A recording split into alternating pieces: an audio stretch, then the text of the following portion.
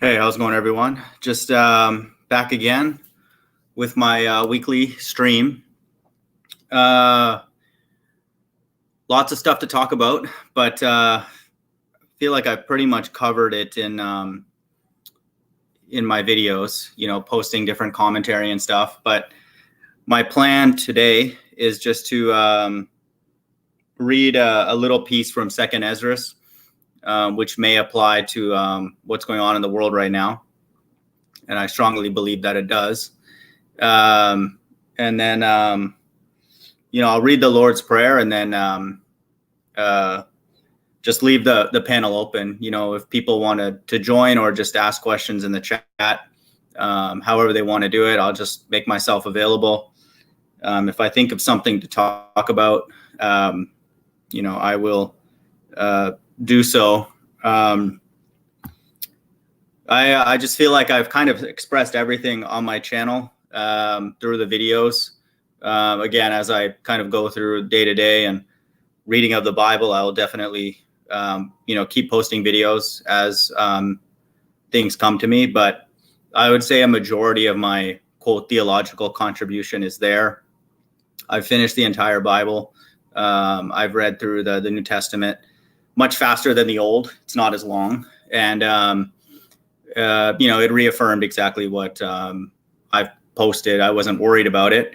It's interesting that all the people, Paul, all the disciples, Peter and everybody, Timothy, all the letters, to all the churches mention salvation regularly. It's obviously advice on the day-to-day, be faithful, look after the poor, the widows and all that.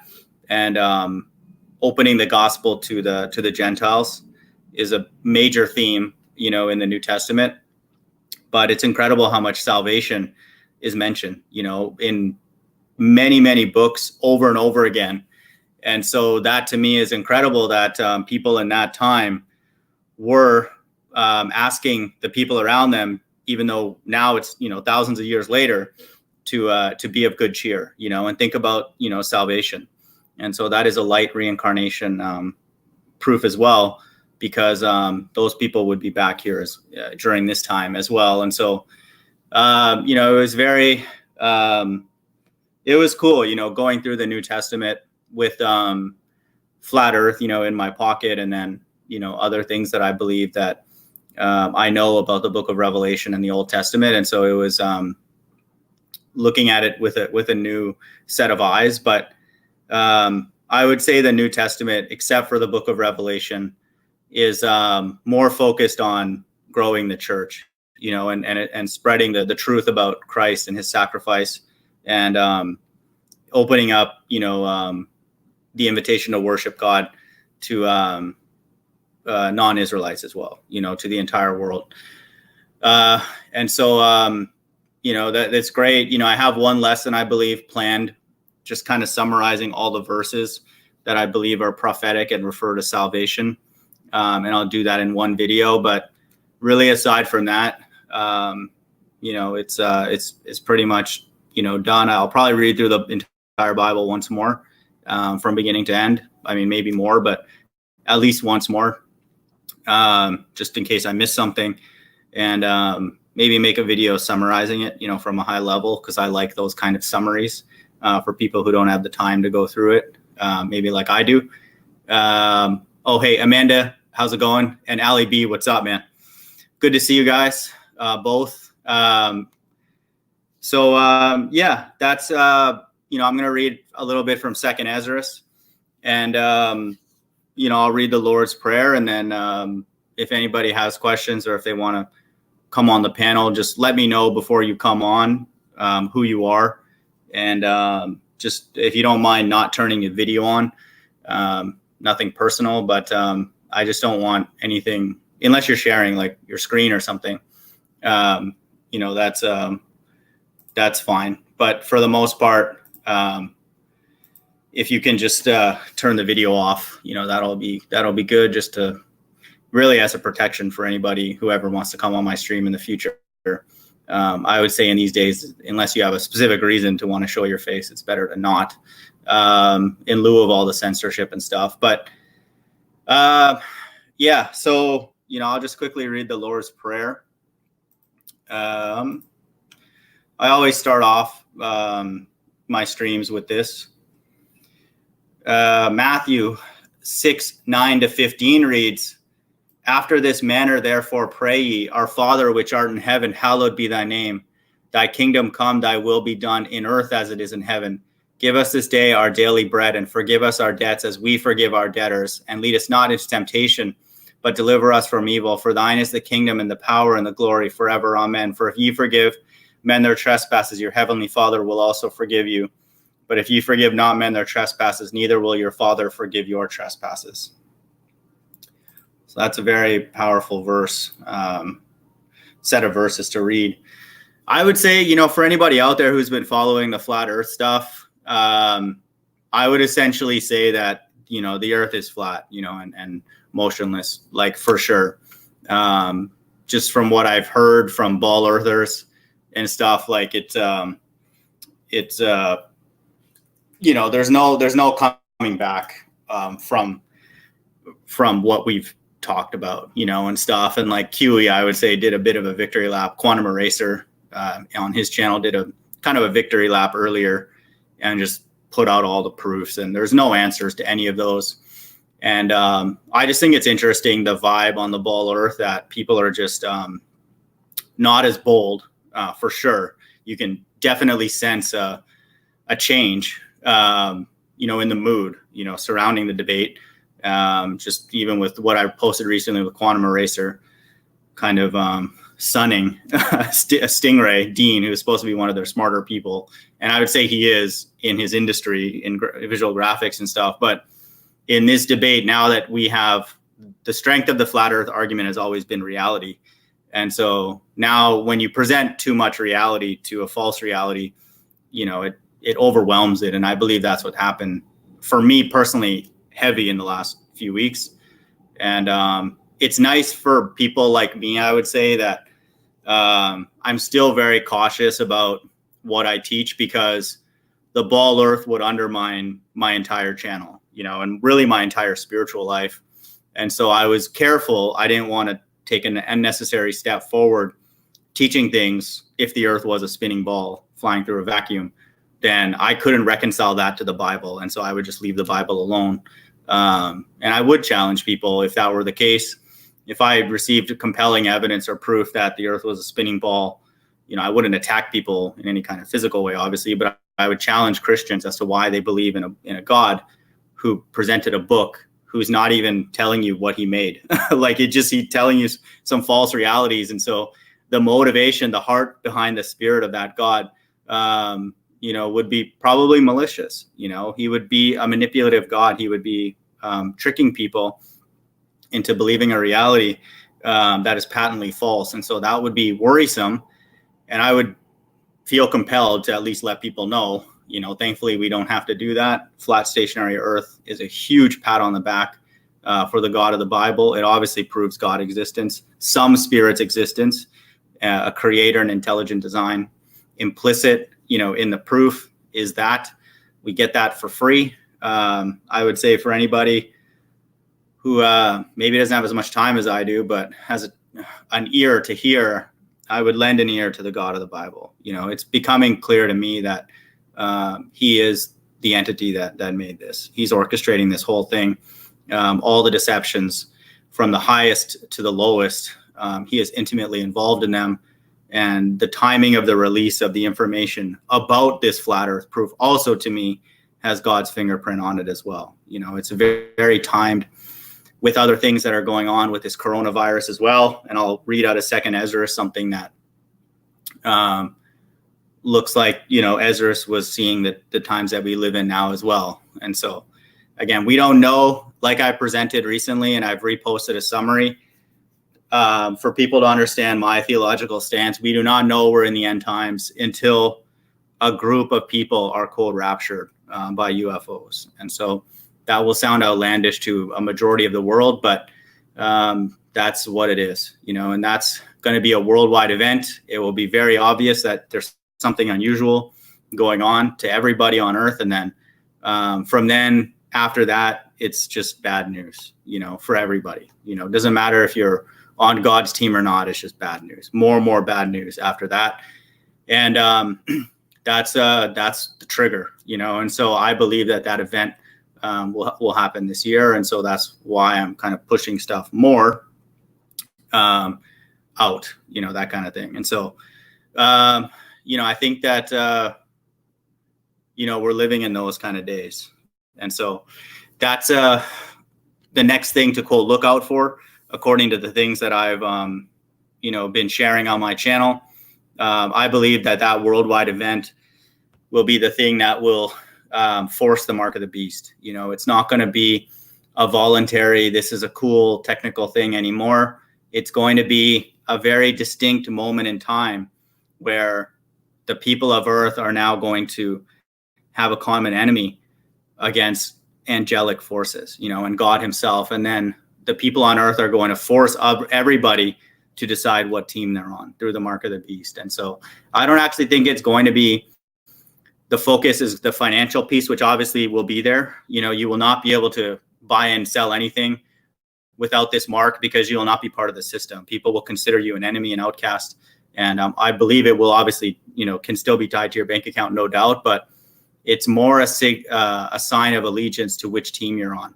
Do you believe in that narrative that those UFOs are evil, or do you believe that they're good and angelic and the end times and the beginning of the end times? And so there's going to be two different camps. And I would say for anybody who knows this channel, just from a very practical perspective, it doesn't make sense to take it, because the time frame from when the elect are taken away to when God destroys every human being on earth is like a few years, 3.5 years, plus 30 days, plus 45 days. And so even if a person takes the mark, they're not going to live for very long. The earth, according to the Bible, is going to be completely cleansed of all humans. It's going to be destroyed. Every person. The earth will be uninhabitable in all corners. And that is the will of the God of the Bible.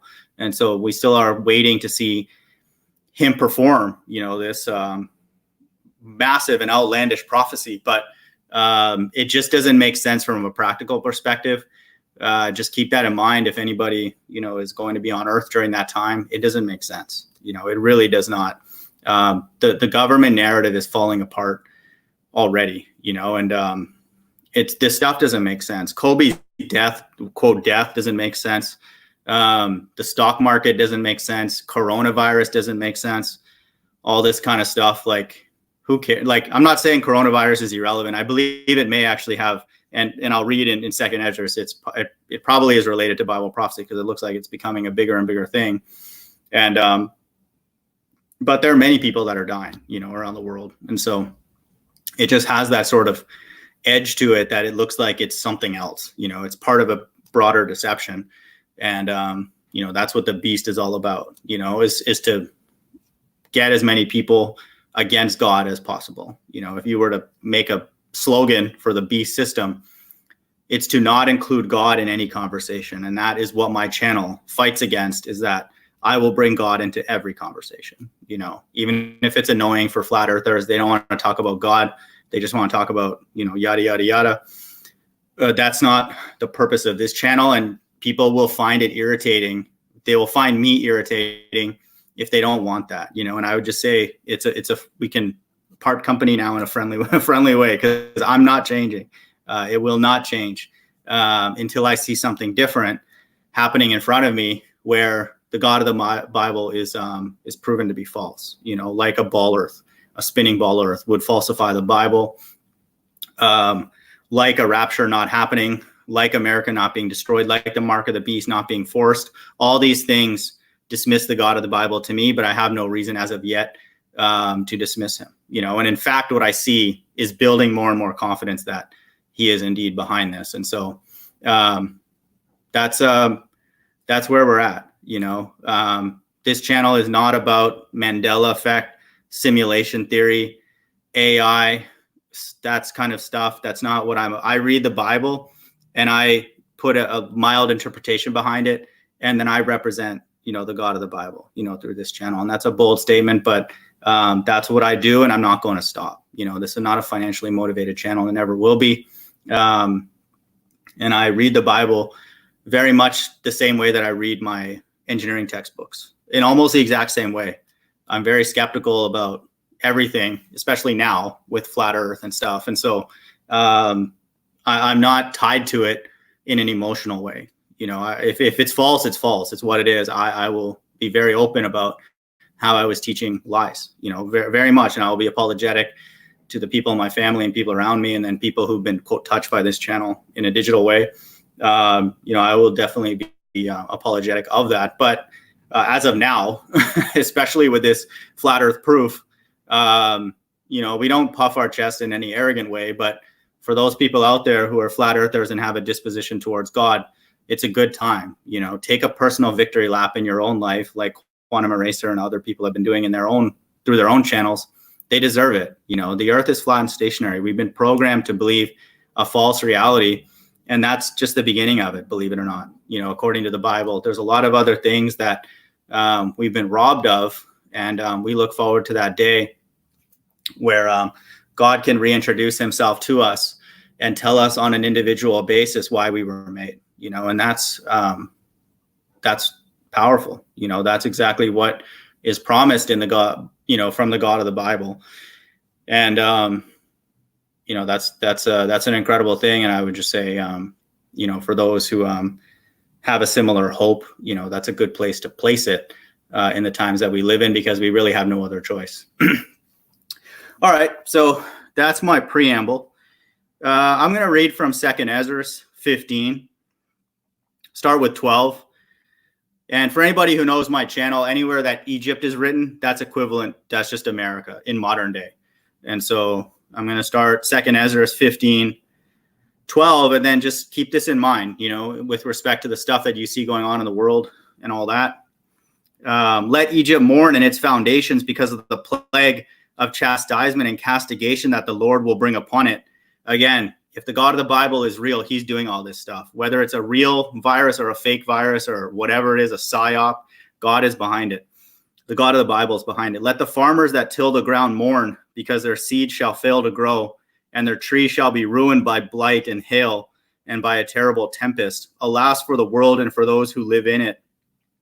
God is letting us know that we should be mourning, and we will be. For the sword and misery draw near them, and the nation shall rise up to fight against nation with swords in their hands. For there shall be unrest among people, growing strong against one another. They shall in their might have no respect for their king or the chief of the leaders. For a person shall desire to go into a city and shall not be able to do so. So let me read this again. Verse 17, for a person shall desire to go into a city and shall not be able to do so. So there's going to be a cutting off of transportation, the ability to freely, move from one place to another. And we see that starting right now. Because of their pride, the city shall be in confusion. The houses shall be destroyed and people shall be afraid. Pride always sets somebody against God. And so for us, for people, hopefully we're getting more and more humble every day. We're not in this state of confusion. When we see more and more confusion, we're actually happy because we know that it has to be God doing it when it reaches on a quote worldwide scale. But for those who have pride, they'll be in confusion. The houses shall be destroyed and people shall be afraid. People shall have no pity for their neighbors, but shall make an assault upon their houses with a sword and plunder their goods because of hunger and for bread and because of great tribulation. So great tribulation is described in Matthew 24 by Jesus himself as a period that the world has never seen, the entire world. It's not in one pocket. It's not a little piece of the world. It's the entire world. And so Esdras is talking about a time where travel will be limited. That will slow down commerce. That will create a even more sluggish economy than we already have. And I don't know this for a fact, but I put that out there as we could be very much on the precipice of this because of the coronavirus and other quote false flags, whether they're real or not. It doesn't actually even matter. Obviously, it matters if it's real to the people who are being affected, but how the Bible, is predicting these things is one thing just to think about. How does Esdras know that this kind of stuff is going to happen? first and foremost. He doesn't say it's because of the coronavirus or because of other things, but how is there a person, thousands of years ago writing something down that's eerily similar to what exactly we're seeing right now in the world right now? That's a pretty large coincidence, but it's obviously not just this one verse. If you watch my video on the book of Revelation, you'll see that it has predicted many, many things, death of kings, empires rising up, the mark of the beast, the evil of America, all that kind of stuff. That's a whole lot of coincidences that you have to lay on top of each other. And then now give the Bible the credit of flat stationary earth. put those feathers in its hat as well. Book of Joshua now is not validated from end to end, but plausible, with a stationary earth. And Genesis is proven with just what we see visually. And all the verses in the Bible that support a flat stationary earth are, check marked. And so what's left, really? And I'm saying this to myself, what's left? It's just the rapture, the mark of the beast, America destroyed, and then God's wrath, and then then the God of the Bible is what it is. And then that's exciting because what's promised after is just an incredible thing, for those who are in that niche group. It's not even able to be communicated what that will be like, but it doesn't even necessarily matter about the surroundings. It's more fundamental that we'll be now reconnected to the entity that made us. That is the most important thing, because those of us who are spiritual have a natural question throughout our whole life is, who made us? We want to know that. We know it's not our parents. Our parents are not smart enough to create us.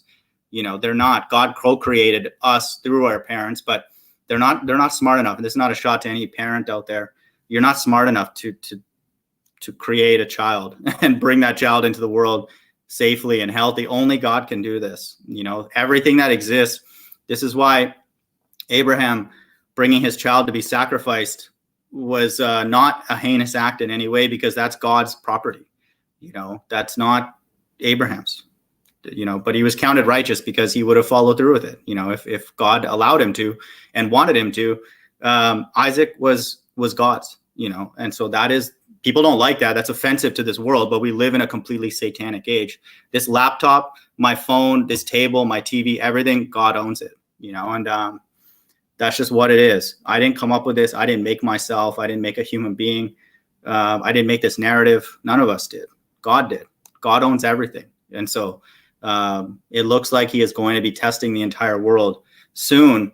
And I would just say, for those people who have common sense, don't fall for the narrative that the government's feeding. It's completely ridiculous. Like I don't even know what to say. I literally am speechless a majority of days.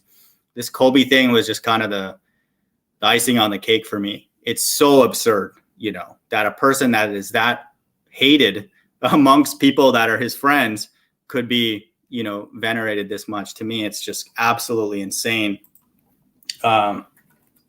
What's going on in the news, it doesn't make any sense. So that's where we are. If anybody has any questions, I don't see, people that want to join, which is fine. I'll just quickly go through the chat if people have any questions or just general, thoughts. So Ali, Amanda, good to see you.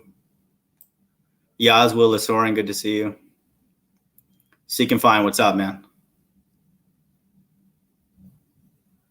2.4 billion Christians, but only 144,000. Yeah, it just shows, man, what's going on. The 144,000 are not the only people that God cares about. There's a much larger group.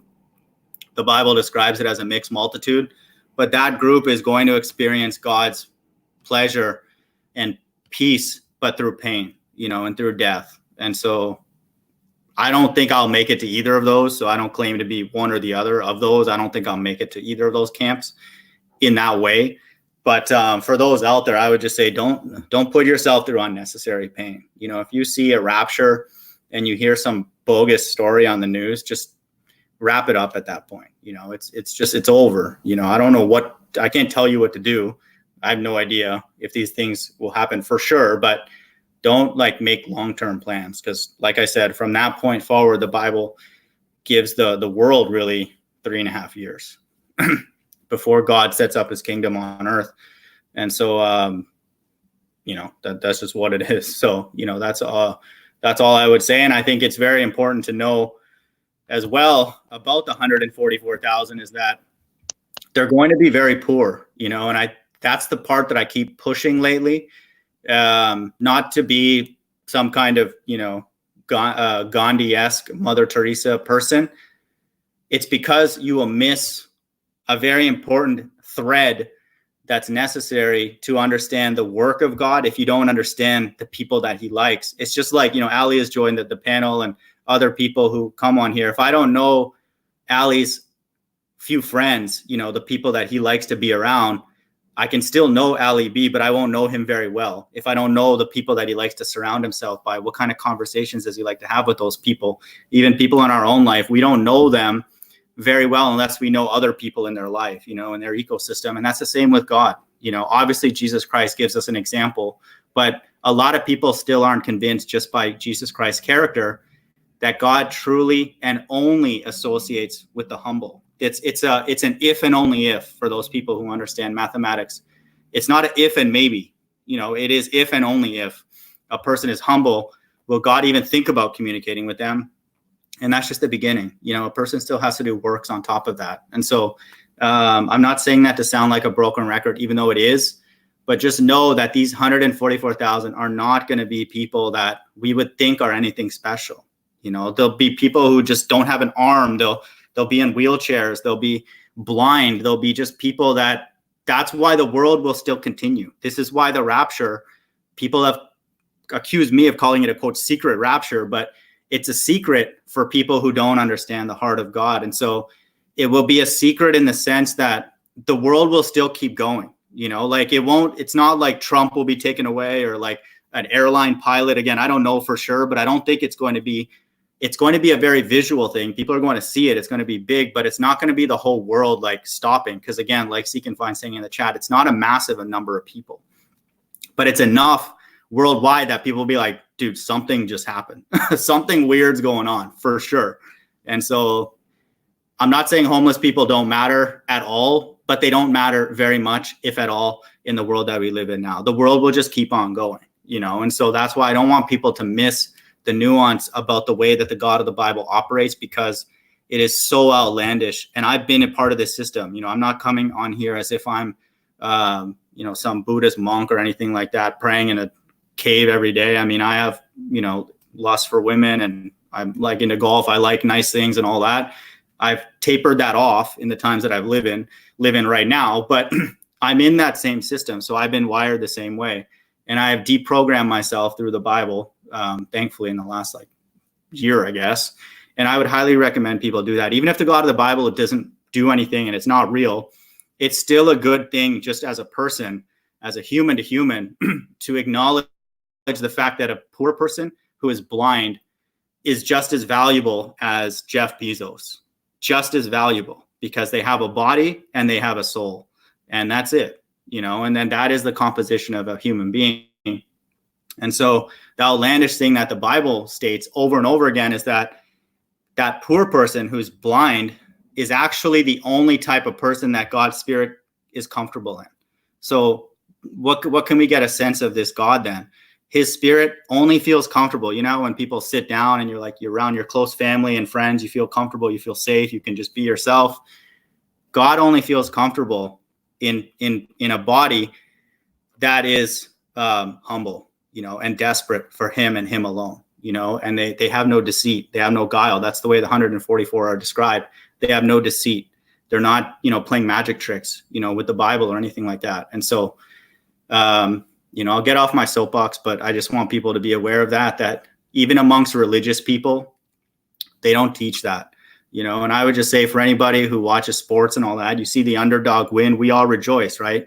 We don't get angry. If we see 144,000 homeless people taken away, we shouldn't be pissed off. We should rejoice that the God of the Bible is now acting, and he has taken people away who will be the leaders in the kingdom of heaven who will run that kingdom against the principles that this kingdom will run. Those people at the quote lowest will know exactly what it feels like to be at the quote lowest, and they will ensure that that kind of economy literally will never function again. It will never be like that, where people are walked past each other, they don't care, and all that. That's why God is grooming those individuals, those men, for leadership, and we should rejoice. First of all, God exists. The God of the Bible exists. He has made the last first.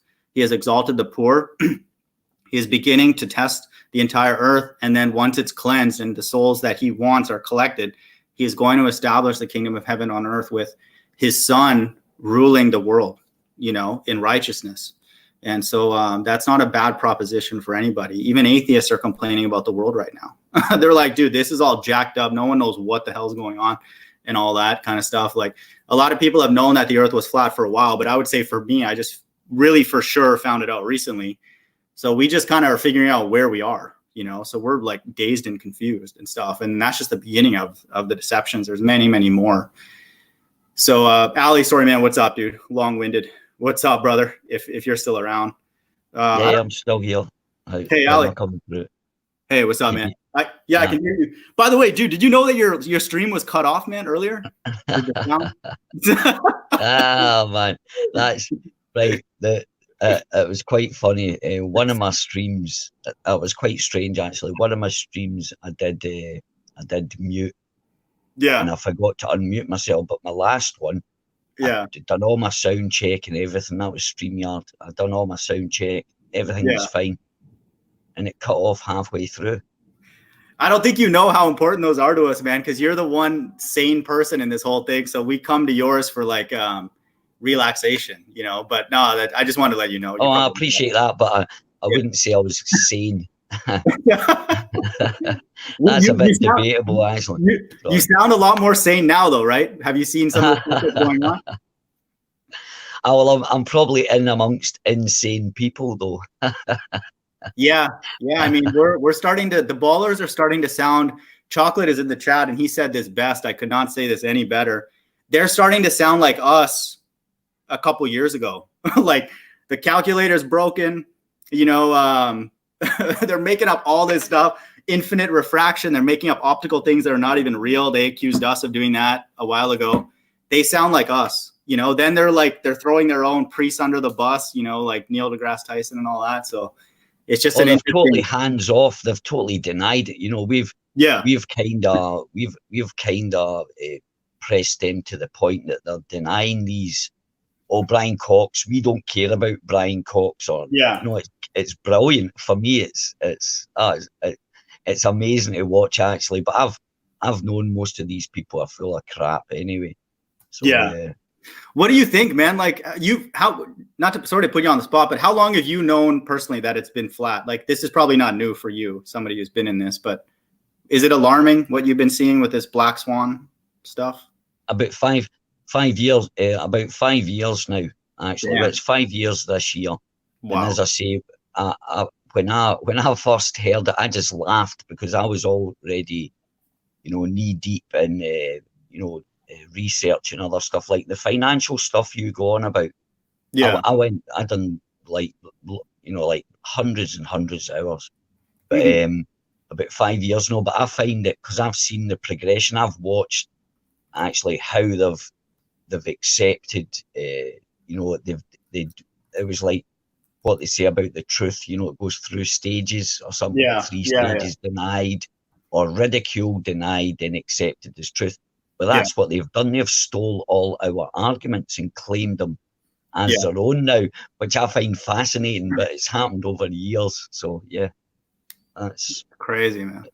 Yeah, it is. It's absolutely brilliant. And just like as you pointed out there, they've started denying their own high priests. It's kind of sad because like they used to, it's almost, when something gets broken down, you almost miss it because you're almost like, man, it's almost like Stockholm syndrome. We miss being enslaved every day. It's like, well, are we actually smart now or what's going on? It's crazy, man. But how's life overall, buddy? Like your health and stuff? You're good? It's brilliant. As I say, I'm quite, I just find it fascinating. The the psychology of it. That guy Dean, you were talking about Stingray. I'm sick of owning him. Right, he keeps going on. He keeps going on about light rays, ray tracing, and I brought up. So I decided to look into it. And the next time, this was a few months ago.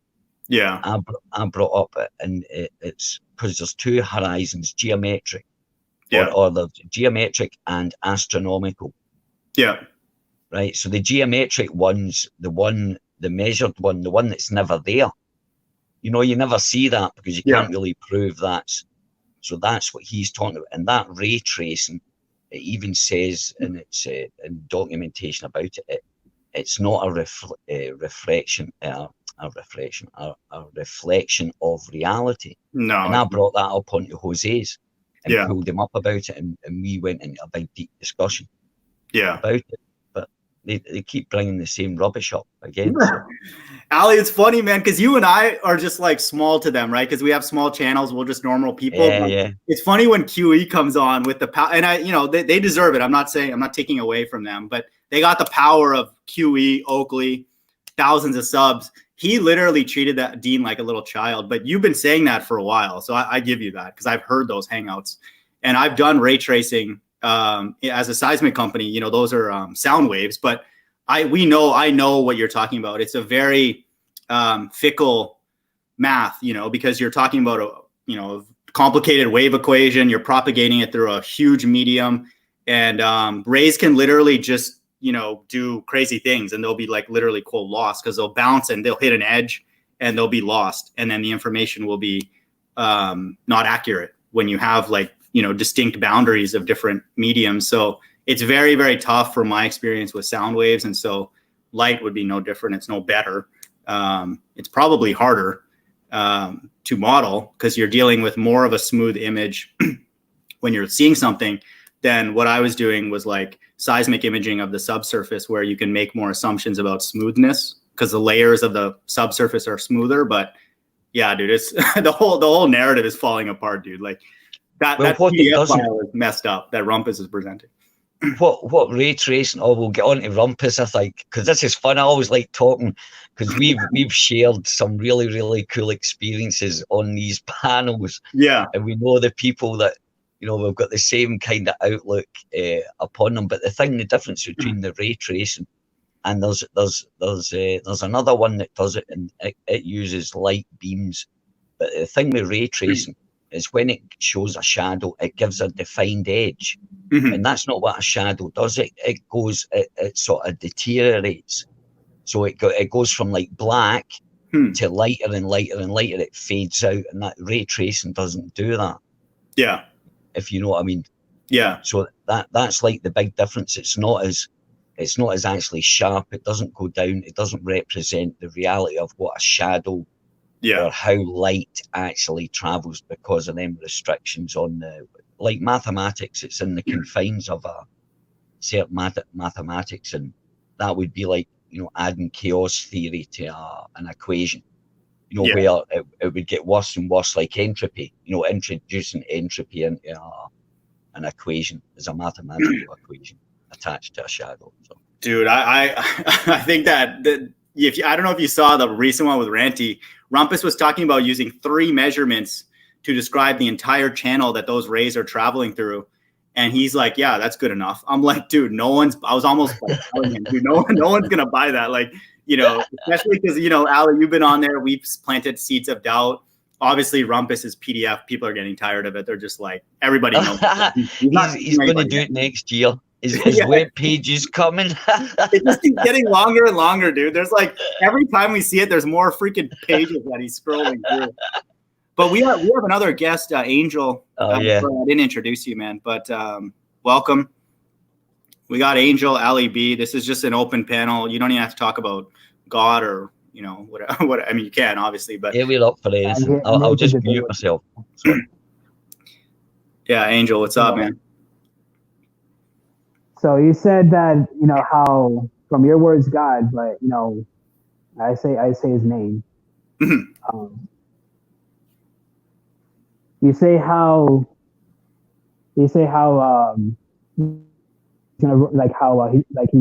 like, the world is going to be into righteousness, but guess what though?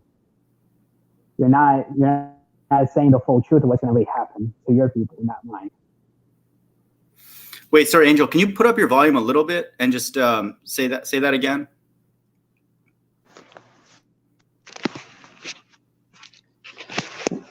What I'm saying is like how it's mentioned how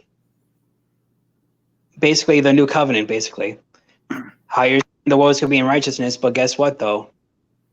It's going to be in righteousness for my people, but not yours. Oh, okay. Who are you? Like, what are your peoples? The Israelites. Oh, okay. So are you a flat earther? No. Why are you not a flat earther? Because I don't subscribe to it. But you know that the earth is flat, like with the tests that people have done recently? What does that have to do with the scriptures?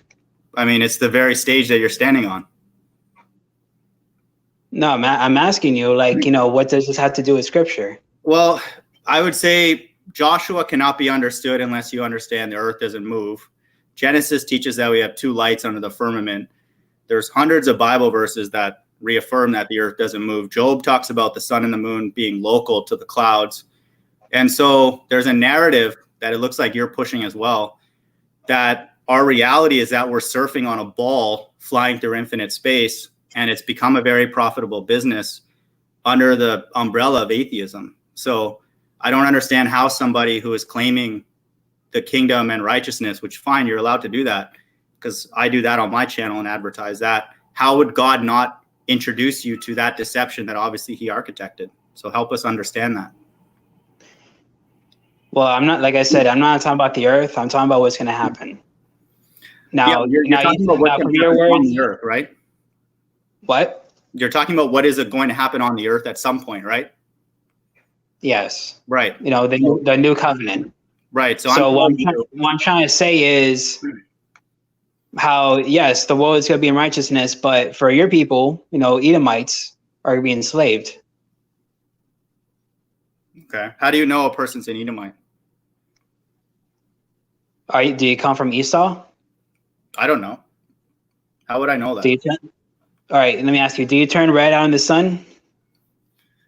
Yeah, I mean, a little bit. Then you're an Edomite. I'm East Indian. If you still turn red, that still makes you who you are.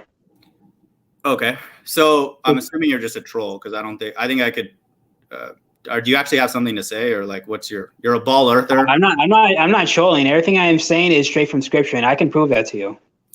Okay. So I have another question. Do you also teach that Joseph and Mary produced Jesus? Are you a virgin birther or not? No. So wait, you believe Joseph and Mary laid together and produced Jesus? No. Okay. So you're a virgin birther then? I never said that she was a virgin. No. Okay. So no. But first of all, we'll get something clear right here. Mm-hmm. No. The letter J in ancient Hebrew does not even exist. So the name, Jesus Christ, is false. Okay. Now, I'm not saying the son is false, because he's real, but his real name is Yahushai. Sure. So Yahushai, that's fine. You believe, was he born of man and woman, or Holy Spirit and Mary? Was he what? Was he born of man and woman? Or was he? He is a man. All right, dude. Are you having trouble hearing me, or are you just do you not want to answer this question? It's not a difficult question, man. I'm just trying to get a sense of where you are, because I know that the Hebrews, the quote unquote Hebrew Israelites, and we know that many of them are Masons because they're ball earthers like yourself. They teach an even more blasphemous teaching that Jesus Christ was born of man and woman, and that's not true, and very dangerous to toll that theology. I'm just curious if you do as well, because you're better luck finding your time. Use your time somewhere else, man. That's a blasphemous stance, because it is against the whole spirit of the Bible. So again, I ask, do you believe that Jesus Christ was born of a man and woman laying together? No. Okay, well, that's good. So why don't you believe in the flat earth? What's your issues? Do you believe the earth spins? I mean, I believe the earth is a globe. Do you believe it spins? Yes. But Joshua teaches that it doesn't. So I don't know how can you be the chosen people when you don't even know basic things about the Bible? Help me understand that. I want to just make something clear though. Yeah. For the most part, I'm mainly Tanakh. I don't truly subscribe to the New Testament. Joshua is in the Old Testament, so do you not trust Joshua? No, I just want to put that out there. That's fine, but do you understand that the book of Joshua states that the earth doesn't move? Are you comfortable with that, or do you not know what verse I'm talking about? You have to pull out that scripture. Okay. You've never seen it before, ever? Or are you just trolling? I'll say I don't know the Bible word for word because I'm still reading. But so on what basis did you come here and say that you're going to, inherit the kingdom? Jesus Christ says he comes in the volume of the entire book. So how do you not know what the very person that you're claiming to be very close to? All right, let me get the scripture then. Yeah, go to Joshua 10, 12 to 14. It states that Joshua, this is in the presence of God. He didn't do this in any slick way. He stopped the sun and the moon. But let me ask you a quick question. Oh, wait, did you get the verse what verse did I just read in Joshua? Just so you don't have to read it now, but later. No, I'm not getting that scripture. I'm getting something else. No, I'm asking you, did you understand what I just said before you wanted to change the topic? Joshua 10, you asked for the verse I just gave to you. Joshua 10, 12 to 14 is proof. You just have to read it and then do an inference, but it's a very mild inference that the earth does not move. That is not possible if the earth moves. Joshua 10, 12 to 14, I would highly recommend you read it, especially if you're going around claiming that the kingdom belongs to you and all that. But we have no problem giving you the kingdom, but we're not going to report the stupid people. I'm sorry. I don't know you and it's not a shot to you, but none of us flat earthers are going to willfully put our lives, our spiritual lives, under the authority again, because we're under that authority now. We're not doing it in the kingdom. I'm sorry. If you don't know that the earth doesn't move, you're not qualified, man. And I'm not saying you never will be, but you should go and read those verses, man. And get up to speed on the debate, because you're not letting me pull scripture though of what I have to prove though. No, but I just want to talk about the spin first. Did I prove to you? Are you comforted now that the earth does not move? It does not rotate. I'll say I don't describe what Joshua said. Yeah, but you're going to read it out. You don't have to read it now, but you'll read it later, right? I mean, possibly, yeah. All right, man. So take care, dude. All right. So that was a total waste of time. So I want people to know I obviously knew that the person was a troll. I don't want anybody to think that I took that seriously. I have to entertain trolls just because, again, we're killing time. So I apologize if I cut Ally off, but it's more just like a learning thing too, because, again, the people that are interested in flat earth is a very, very small group, and I don't think it's going to grow that much more. So I would say people who've received flat earth well, people like Ally and a few people that come by here, I want to encourage people that gift did not land in our mind by accident. That person came on here. He did not ask me the right questions. We have no issues having leadership in the kingdom, but he should ask me and convict me of being arrogant. He should convict me of not being charitable. Should convict me of being blaspheming the poor. Then he can say that the kingdom belongs to them. Those are the people that do those things. Yes, those are the leaders for sure, without a doubt. But he didn't ask me the right questions, and so we're not giving our authority to people who are brain dead. We've done that already. That's the world that we live in now. There's a large group of us. We're not going to do that anymore. He can call us an Edomite or an Esau, or they'll call me an Elamite or whatever they want to call us. I don't care what I am. We are body and soul.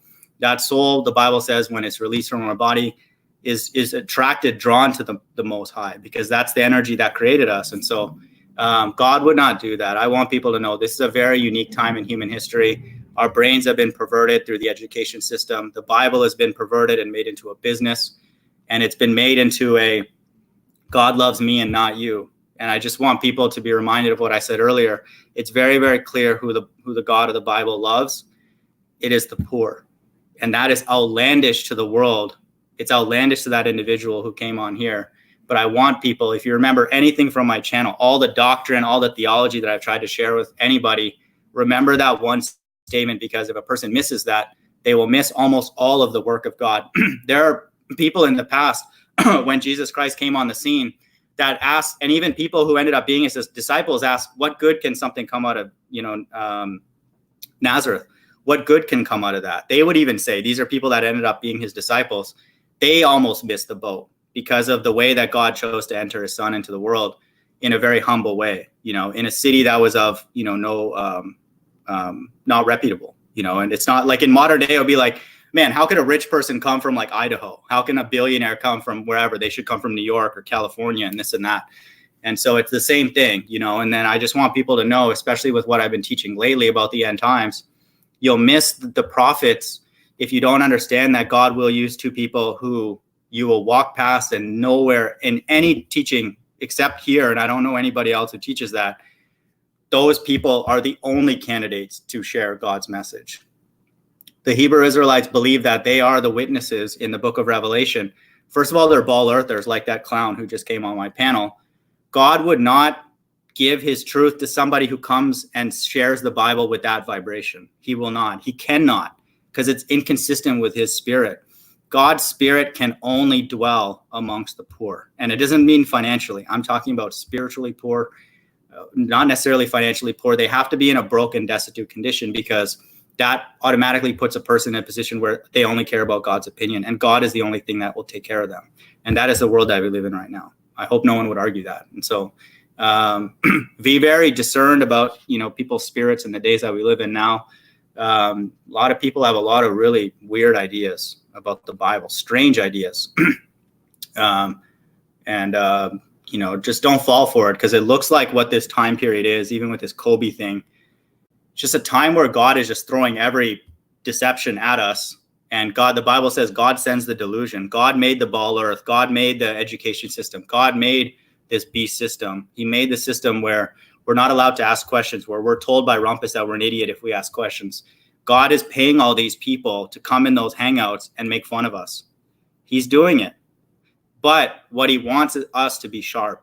And a way to automatically get in a position where the Bible makes us brilliant and clever is know that God will only teach people things who are humble, childlike. And once a person does that, they'll start to know the kind of people that God works through, and it's not that person. We can already tell. Hopefully he'll come to his senses, but he won't. It's the same story over and over again. And now the Hebrews are taking the Bible saying God loves me. Christians are taking the Bible, only God loves me. Muslims take the Quran, only God loves me. Everybody's not realizing that there's poor people that are growing in number every day. They're not Bible scholars. They may not even know that the earth is flat and stationary, but God's spirit dwells in them, and then the disciples even asked Jesus, what did this person do to deserve this? Did he sin or did his parents sin? And Jesus said, it's for the glory of God to be revealed in him. And so that's outlandish. People be like, why? Why would God do that? Why would he use poor people to be prophets and to house his message? But that is the very nature of God. I want people to remember Jesus Christ was not humble the way we're humble, pretending to be for a little while. It's not. And trust me, I've wrestled with this in my own brain. It seems like he was just trying to be humble. It's like somebody, he made the earth, he died on the cross, but like, how can he be humble? But I'm telling you, and it's a very, very powerful truth when a person accepts this truth, and it draws us back to our Creator, that he is by definition humble. This world is teaching us that if you accomplish things, you take credit for it and then puff your chest out. And I'm talking to myself too, but I'm telling you, the God of the Bible can do all of these things. He can make the earth, put billions of people on it, manage a storyline, have our hair on our heads numbered, but it's not difficult for him. And so that allows him to be humble. And so if we haven't done any of those things, we should be infinitely more inclined to humility. And I would just highly recommend people to take up that invitation of humility from the God of the Bible, because he is the one that made us. Okay. Sorry about that, Ali, if you're still around, man. We always get I'm still here, mate. All good. We always get people who come by and I call them man. They're drive-by preachers, you know. They come by, they shoot some verses here.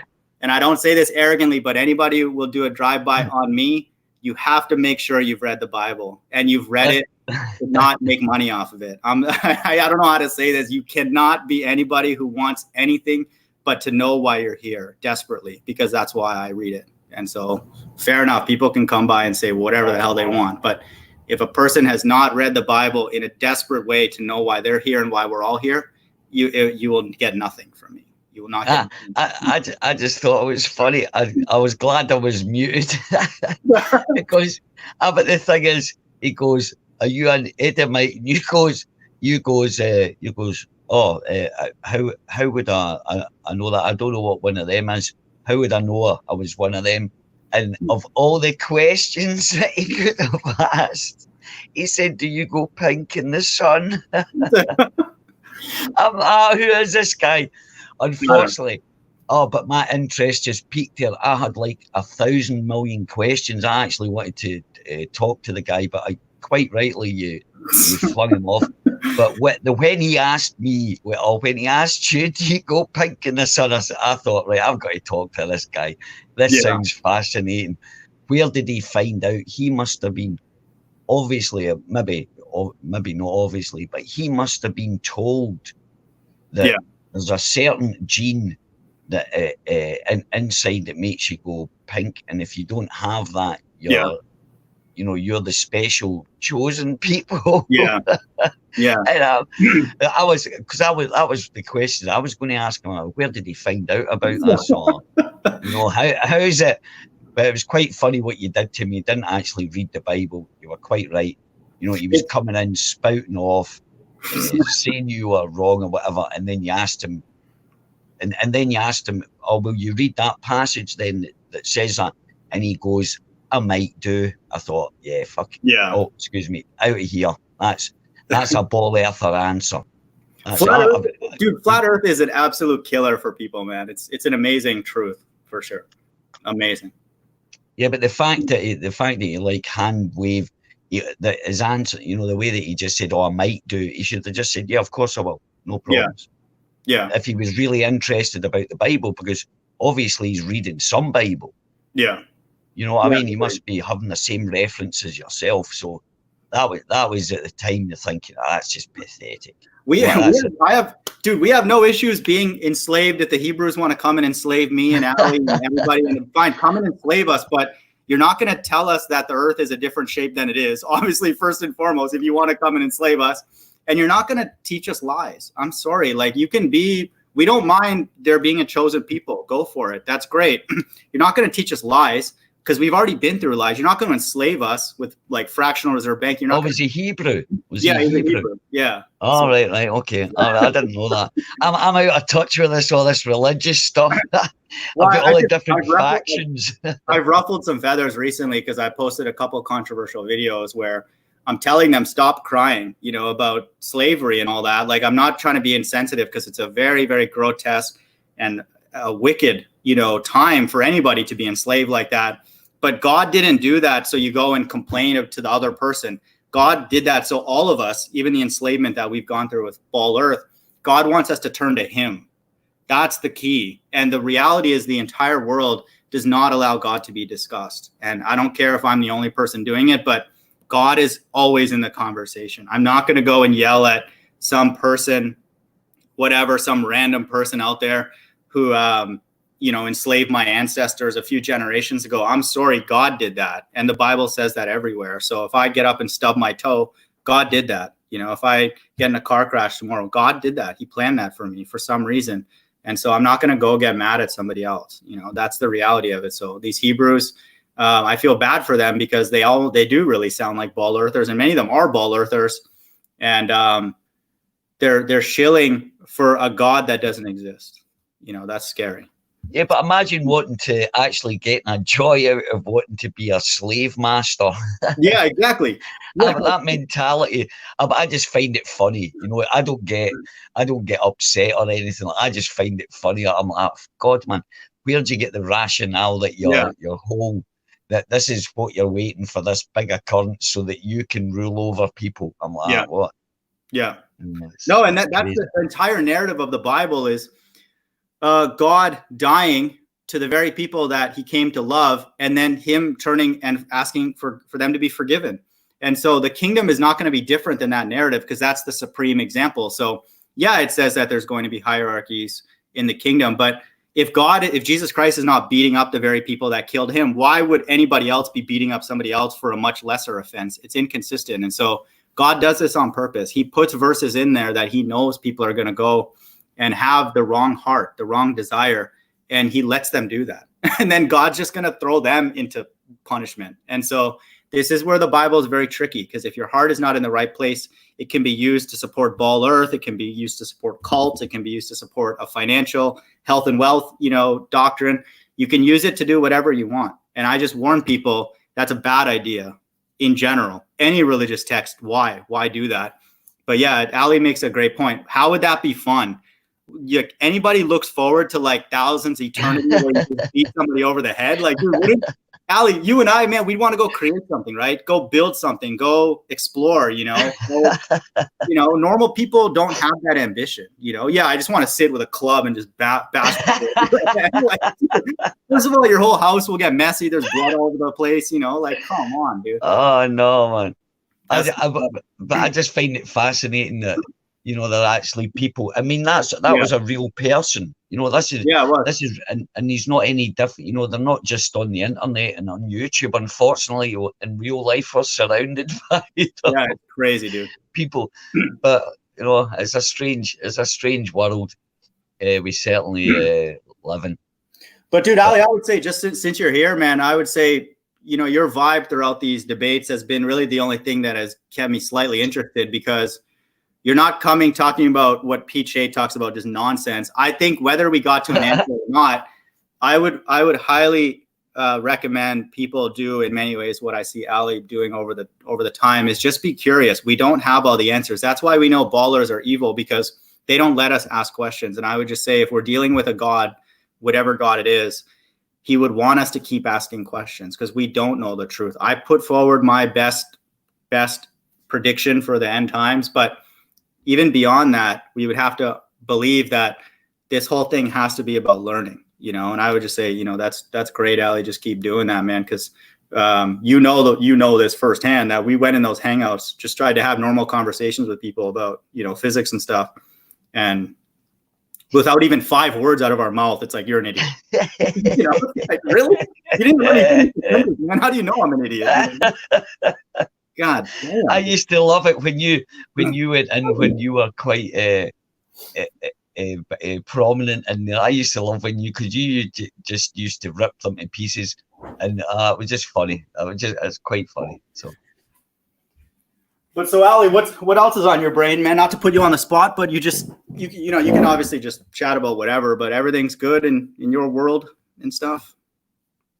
Yeah. I mean, you were mentioning the rumpus. I just like talking about because we've got that in common, that we've interacted with these people, and we've heard the dishonesty and the and the backpedaling and the stealing of ideas and stuff like that. I'm more interested. What do you think as what actually drives these people? I know Pete Shea says, there's agents and stuff like that, but I've met people like these people that I'm meeting online in real life. I know these kind of characters. I'm just wondering what your kind of, what do you think drives these people? Because they obviously are being intellectually dishonest sometimes, Yeah. I think that's why you and I think similarly, man. And the Misa is out there as well. Him and I, he comes on this panel as well. And sure. We think similarly. And I actually am like you. I like the psychology. That would be one of the first questions, if I could ask God any of the major questions of my life, is that would be one of the top 10, is like, how do you make somebody who claims to be intellectually curious, like the Rumpus claims to be, how do you make him speak a language that we all know is false? Like not rigorous, not clear. You know, Ally, you're a smart person. We've been around smart people. We know the way smart people talk. Yeah. They talk clearly. They want to dig deep. They want to be challenged. I remember my sister in undergrad, she went to University of Toronto, which is one of the best schools in Canada. It's like the MIT of Canada. And she was like in the top, quarter. She wasn't the best student because they were like really, really, really smart people. And they would come to her, and not in a rude way. They would want to explain the concepts to her because they're like, if she understands it and then she may, in her less ability, ask questions, it would refine their understanding. And so that's what smart people do, not what Rumpus does, and Dean and all these clowns. So. Oh, it's funny that it was about a bit of bitching as well, because you'll get it is with that Dean the other day. I was on in the Discord or something, and he came on and he came into Discord and he tried to start a conversation. I was just so abrupt to him. He said, "I thought, I take it this is a bad time. I think I'll go away because this seems to be a bad time to be interacting with you, Ally." And I turned around and I said, "Yeah, you don't say it." And I told him to beat it. And he went. He never said another word. But the point was, it was a whole fact that he admitted, these people, they always admit, I might come across a bit condescending and stuff like that, but I don't mean to be like that. And then the next day or 5 minutes later, they're being condescending again. And for me, that's the fascinating thing. Do they not hear what they're saying? Do they actually not, like, that they're talking, they're not actually understanding and contemplating and realizing what they're actually saying, when they explain things. It's like double think, or are they blind to it or what? I don't know. We know, dude, objects disappear bottom up across a flat surface. That's a fact now. And I think it's funny. They've swept that under the rug, and they've kind of given that to us. No one really argues that anymore. And I'm like, where was this, And then now they have no choice to accept it because they've shown them like 10 miles of flat water. And so. That was fascinating, that as well. Chirac. Yeah. It was that question, where's the bottom of the pylons? Yeah. Instead of addressing the fact that, wait a minute, we're seeing a horizon 10 miles away from a 1 foot observation. Can you explain that? And it's like, it's pathetic, really. Well, it is. Yeah, I mean, I agree. It's like, it's as if they, that to me must be dishonest. There wasn't even you're right there. Actually, we shouldn't be seeing that. Yeah. It's just total distraction. Where's the bottom of the oil rigs? And then they get pointed out, they can see them and stuff like that. Dude, we can see the freaking shadow beneath the oil platform, like 6 miles away. Like, it's like our head literally is peering over 6 miles away on flat water. Come on, dude. Like, there's about 3 or 4 things on there that just do not work on a globe Earth, man. So. Yeah, and they just totally avoid the conversation. But that's like been prevalent for the 5 years that I've been in. You've got to remember, most of these people, right? Most of these people are atheists, right? Yeah. Now they've come out of the atheist or the skeptic community. That means the debunking community. But most of them have come out of that, and they're seasoned debaters. Like you get Quartus. Maybe people don't know these people, but you get guys like Quartus, Red's Rhetoric as well. These are all seasoned, hardened debaters. Now, when we first started, these were the people we were facing. They could argue, and it's in these debates, it's not about the truth, whether who's right or wrong. It's who has the best argument. That's it. Just because you've got the best argument doesn't mean that you're right. Yeah, and the most vigor behind it. Yeah. And they know all this. They've been to these, and they're experts. But the thing was, I was never intimidated by them, so I would jump on these shows because I'm Scottish. We're used to debating about everything when we're younger. Yeah, it's in our blood kind of thing. So but these people are like seasoned, and that they use all these mad tricks, obfuscation and red herrings and all this. Yeah, and and when you see people actually using that, you're like, it's pathetic. I don't know. It's But just Alan, funny dude, for me. It's like a show. not It's turned into a show for me. Not to gas you up, but I have a feeling you and I went in it in the same way, because we know that we are as smart as we are, whatever that amount is, you know, because we're not, you know, better. Yeah, we're not stupid. Yeah, we're comfortable with us, and then we also know the way smart people talk, and it's not that way. So I went in there exactly. Like, these people, we don't care what they think, dude. They can call us an idiot every second for 10 hours in a row. We know that that's not the way a smart person interacts with other humans. And so, yeah. The grammar, exactly. The grammar that they use, I can sit and listen to, because as you say, I've talked to diplomats. In my job, I talk to diplomats, high up politicians. You know, I work in removals. Quite strange, in the company I work for has contracts for, like, you know, as I say, we move diplomats and high ranking Danish people, Spanish people, all different types. But so I discuss politics. You know, I get a chat. I sort of, because I love talking politics, and these are the people that know about it. That's their job. I've worked to talk to people that work for the United Nations, man. You know, in certain panels on climate change, can you believe it? I was chomping at the bit, but I couldn't go in hardball because this person is a customer kind of thing. Yeah. But I've actually had fascinating conversations, and exactly what you pointed out.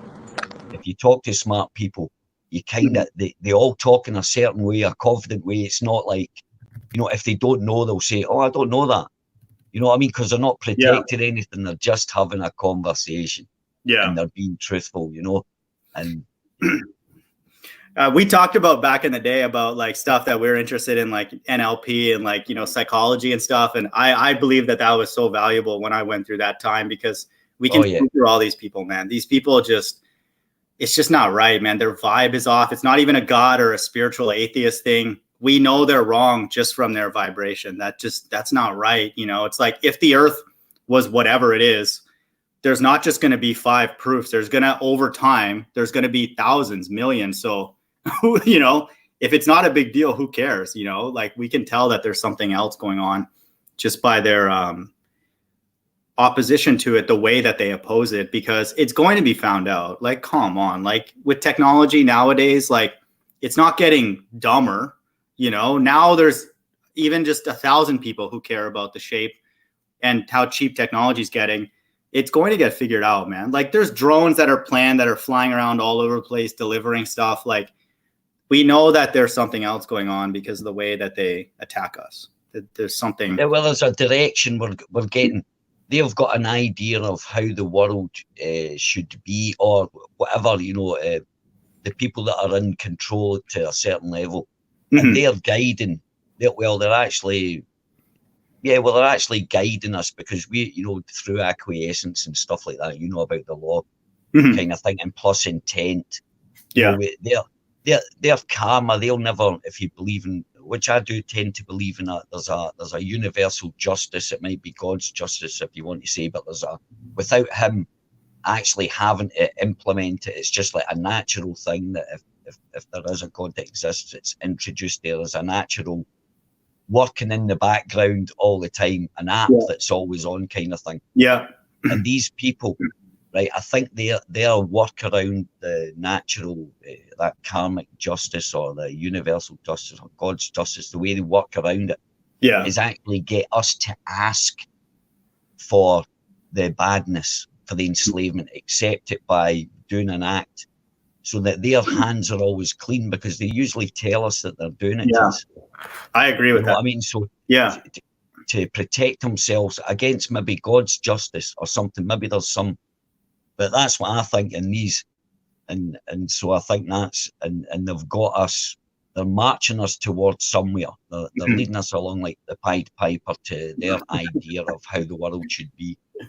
I think, dude, I don't think I could have said it better, because the Bible, let's say the mark of the beast does happen and it's forced. It says that the beast caused it to happen. He doesn't necessarily it doesn't explicitly say force. He says he caused it. So he's creating an environment where if it happens, what Ally's getting at, it's like, we're almost asking for enslavement, you know, so they don't feel guilty about it. They're like, dude, you fell for all this other stuff. and now we're just going to hit you with one more thing. We've already taken half your money. We've already taken half your brain. We've already taken half your common sense. What's this one last thing? And so it's not funny because obviously it's scary because we see it happening. Like people like us, we see it from the outside looking in. But that's the way the left side operates. It's sad. It's more sadness for me because the fact is what would I describe myself if there's such a word as a humanist? I really do love it. I've got respect for everybody across the board, the same amount of compassion for even the bad people. But I don't believe in turning the other cheek. I believe in smacking someone in the face if they're being an idiot or they're done me bad. I believe in that kind of bit, that kind of eye for an eye kind of. I'll grab that bit out the Bible, the eye for the eye, rather than turn the other cheek. Kind of thing. I don't know if it applies in this day. There's a lot of, I'm not trying to disrespect the Bible, but there's all the stuff I read in the New Testament. I don't know if a lot of it applies to the times that we live in. I'm not saying be mean or whatever, but I don't especially in these. There's loads of truths in the Bible. That's what I'm saying. That's why I never ridicule what's written in the Bible. I used to when I was younger, but I never ridicule because there's so many truths. If people actually read, I've read a lot of the Bible, but if they read, there's so many truths, like truisms, like there's no argument or debate about them. It's a fact kind of thing, or the way people think, or the way someone acted. If you look at the Bible in a certain way, you'll see there's so many truths in it. So I regard that as actually quite a classic book if you read it in the right way. There's lots of truths, lots to learn, man. Loads to learn from it. Lots of stuff. Sorry. Do you think there are any lies in the Bible?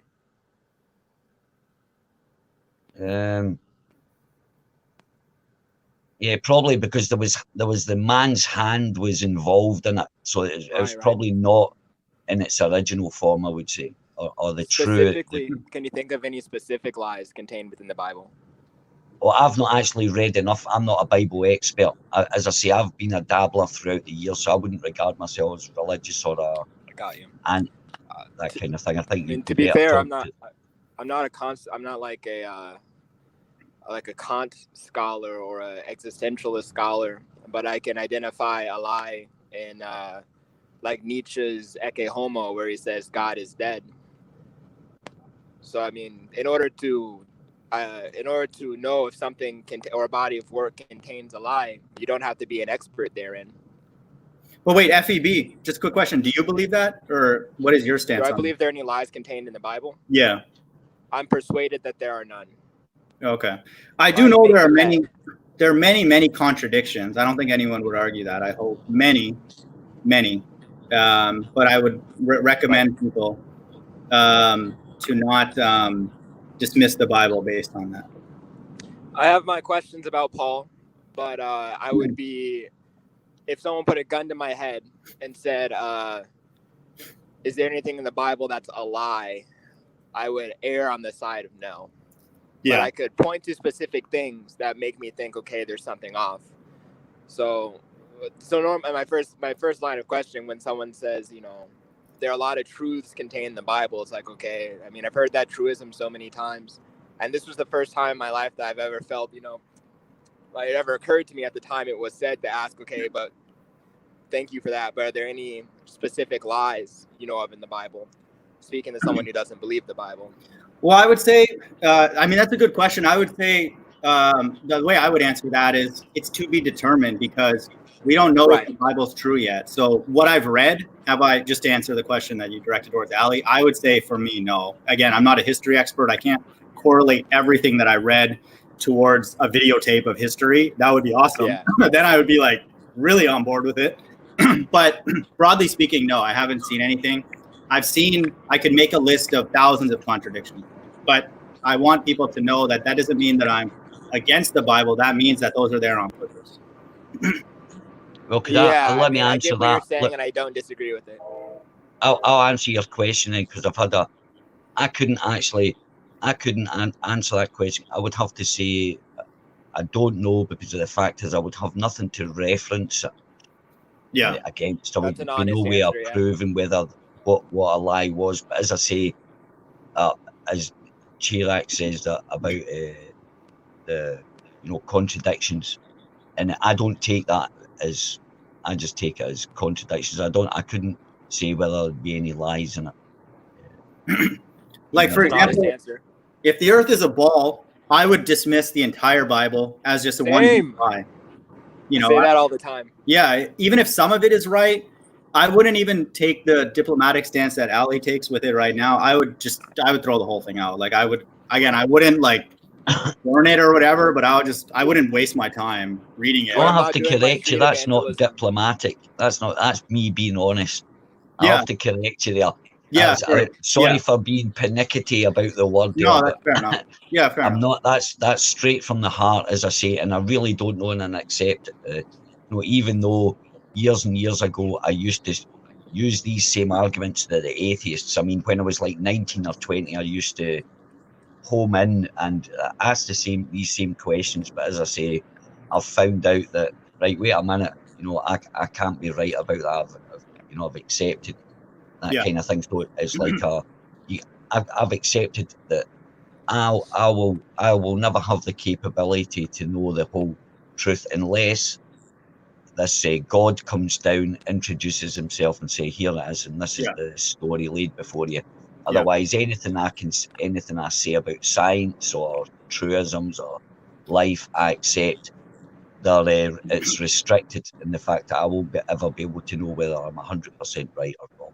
So fair play. I think that's a reasonable epistemic standard, and I'm asking this not as a challenge, but I'm asking this in good faith. Have you asked? How should I put this? The standard that you're asking for, like God reveal himself to you in order to, or by some method of divine revelation, let you know that he exists in the way that he exists according to the Bible. That standard is a reasonable standard. And I guess my question in response to that is, have you ever asked that he reveal himself to you if he should, on the condition that he does exist? Well, yes, I have. When I was a child, I used to pray. Yeah, me too. So, and it was natural. I'd do my bedtime prayers kind of thing. And of course, I asked them questions and all other questions, but I have to say, right, which is spiritual or whatever, I feel it could be described as, God entering into you or revealing something to you, is a thing called epiphanies, or I think that's a classical whatever thing for it. They're a reality and they come from somewhere, and they do, it is it's a feeling as well. It's not just a thought. It's not, you just think, oh, right. It's actually overwhelms your whole body. That's why they're specifically called a certain thing. That could be quite possibly God entering into you. But I, as I say, I've nothing to reference it against, so I would have to have. But it's more. That's my stance, is more in acceptance of my acceptance that I will never be able to know everything unless this happens. The humility of it, more like a bad way. I accept it. It's a good thing to know that. And accept that it keeps you on the level, and it keeps you critical and logical, but also be able to accept there's something else metaphysical that you don't know about. So, and I find that a good place to accept. I understand what you're saying. So when you were praying as a kid, were you praying under the assumption that he did in fact exist? Yeah. Or you praying for him to prove, to reveal to you by divine revelation that he did in fact? Basically, is it the same sort of line of questioning that you were praying about when you were a child as the question that I'm asking you about now? Well, sometimes when things went bad, I would ask to show, but I'm talking really young. I'm talking about, I can remember 4-year-old, 5-year-old, 6-year-old praying and stuff like that. For like, actually believing it. There was a God. I thought it a bit creepy. It kind of creeped me out that he was always watching. Yeah, that did creep me out. That gave me a little bit of fear. But I wasn't brought up in the Catholic faith. Like that fundamentalist, burn in the fires of hell if you even have a dirty I thought. That Catholics kind of scare tactics. Well, mind you, I don't mean that. I use the word fundamentalist where I meant fundamentalist is where they actually, the damage that they do to a child psychologically when you tell a child, and because I can remember, you know, we're very imaginative with children, and we can imagine this shit. Now imagine telling a child that as a given, you'll burn in the fires of hell, and that's I've got Catholic friends, I know all about the religion that they were actually put under, and to this day, even as they're older, they've got this guilt complex. They don't like themselves, they hate themselves, they think even though the most confident ones, guys that I know that are successful, deep down there, they've got that hate, the self-hate thing about them, which reveals if you listen to how they speak. So I see that fundamentalist in that way, that this is how it is. You know, imagine telling a child that. That's scary to me. That's child abuse. Yeah. Right? Yeah, I mean, child's brain is. He's using the term in terms of them clinging to their own fundamentals, right, Ali? That kind of thing. Like, that term is hijacked by evangelicals. Yeah, right. Yeah. Yeah. When Nietzsche said God was dead, right, or we killed him, because he added that bit that they killed him, right? Somebody did. That's why I think yeah, but he never really, actually, because all these people, all these philosophers, right, they actually came about the Renaissance period. If you notice, most of the philosophers were like Newton, they were all religious people, and what they were actually saying in a way was they were actually complaining about the way that the churches were taking control, and they were lying about how the Bible, who the creator was, and what his point was, and that's where most of these philosophers came out of. So they were actually religious, but they were against the way that, because in the 16th and 17th century, the church, the style of the church, or the Catholic Church, kind of changed. They were arguably when they introduced it to the peasants. They were arguably spiritual, and they were in search of truth of some sort, and seeing that the deceptions of the churches and the institutions, seeing the havoc and deceptions they were wreaking upon European society, they lamented this and decided and came up with new ideas, and reflecting that malaise. Yep, exactly. And I always find it why, a lot of atheists will quote these philosophers when they look at it. These guys believed in God, and they were very spiritual. You used the word spiritual, which is, which is right. But as I say, it's just quite funny how they kind of observed this happening at this time. In the 16th century is quite an interesting time. There's a lot of changing in the mentality or the control structure of societies, kind of thing. I would say just to kind of even go back to what FEB was saying about praying as a young kid, because I resonate with what Ali was saying. I remember that same age as well, about 5 or 6 years old. I would sit in my bed and be like, where am I going to be without my parents? And then I would just get angry, and like scared and stuff. And it's not a normal, real feeling for a young kid to plan their death, and like what's going to happen to me, and who's going to take care of me and all that kind of stuff. But I think it's cool when I hear other spiritual people say that, because then there's something else going on, because we ask those at a young age, which are not typical. So I did that as well. God appear to me, do this, and then I'll know you exist, tomorrow at this time, or something like that. Yeah. For me, I assumed he existed when I was, because I grew up, my great grandmother reading to me about and telling me about the Bible and taking me to church. And I went to a Catholic school, though it wasn't Catholic, it wasn't perceptibly Catholic in this sense, big deal about priests and bishops and nuns and all this stuff. They didn't really teach us anything about that. Yeah.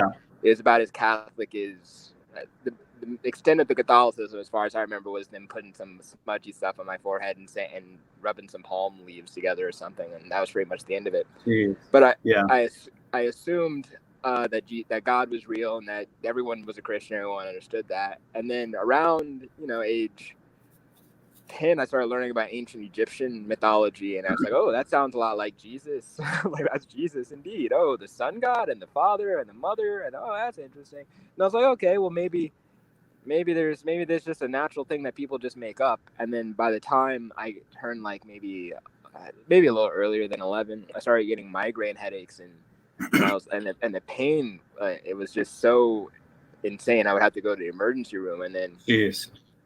And around that time, I was also starting to read the Bible like as a historical text. I understand what was going on in Egypt at the time. Yeah. The methodological stuff I was looking at.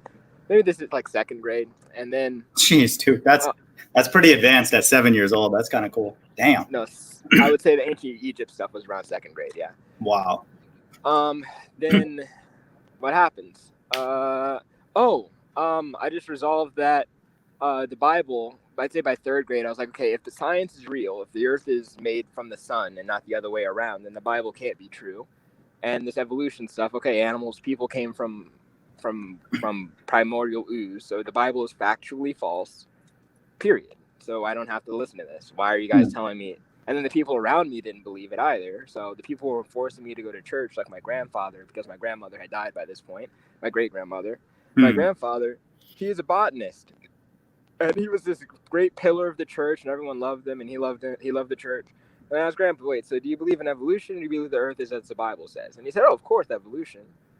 So I'm like, this is hypocrisy. You cannot evolution is such a joke at this point, but keep going. Yep. He has no idea.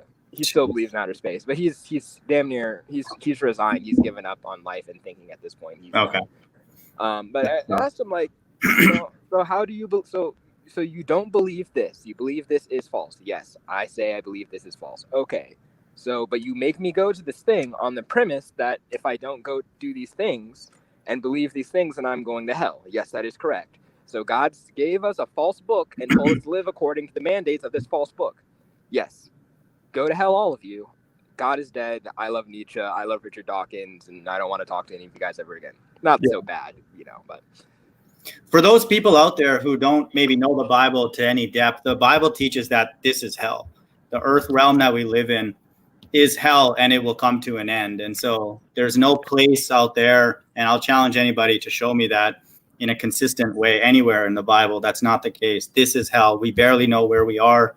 We don't know who made us. We're not even allowed to talk about God. Purity was crucified here. We're around people who make fun of us just for asking a question. We have a government that's paying us with our own money and telling us to go to work every day. This is hell. This realm is hell. And above the earth is the spirit world. And then that's, God's dwelling place. And so we're covered by water, essentially, and this is a, whatever you want to call it, training ground, hell, marathon, sprint for some people. It's just what it is. This is the place where God, we hope, is doing a conditioning. But there's no spirit out there that's like burning for eternity or anything. That doesn't make sense from a scientific perspective. And the Bible does not support that. It's not a point of contention that I care to take up.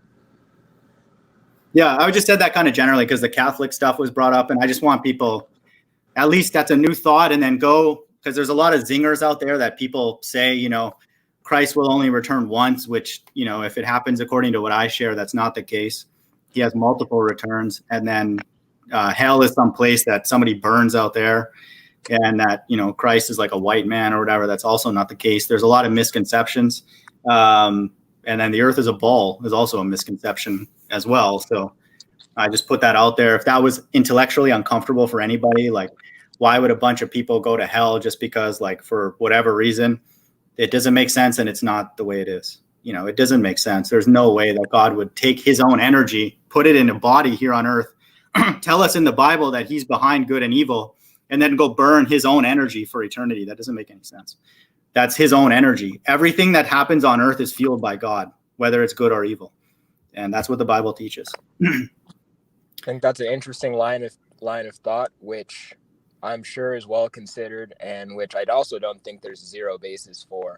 I can't say that I agree with it, but the position that I hold, I don't think it's well thought out of enough or important enough to me to argue. Yeah, I've done a video on it. Maybe you've seen it, and I feel like now I have even more confidence in that stance, and also reincarnation. That it's true. It doesn't necessarily apply to us, but reincarnation is in from the Bible from beginning to end. And so It's also very, very true. Seek and find's asking, so no free will.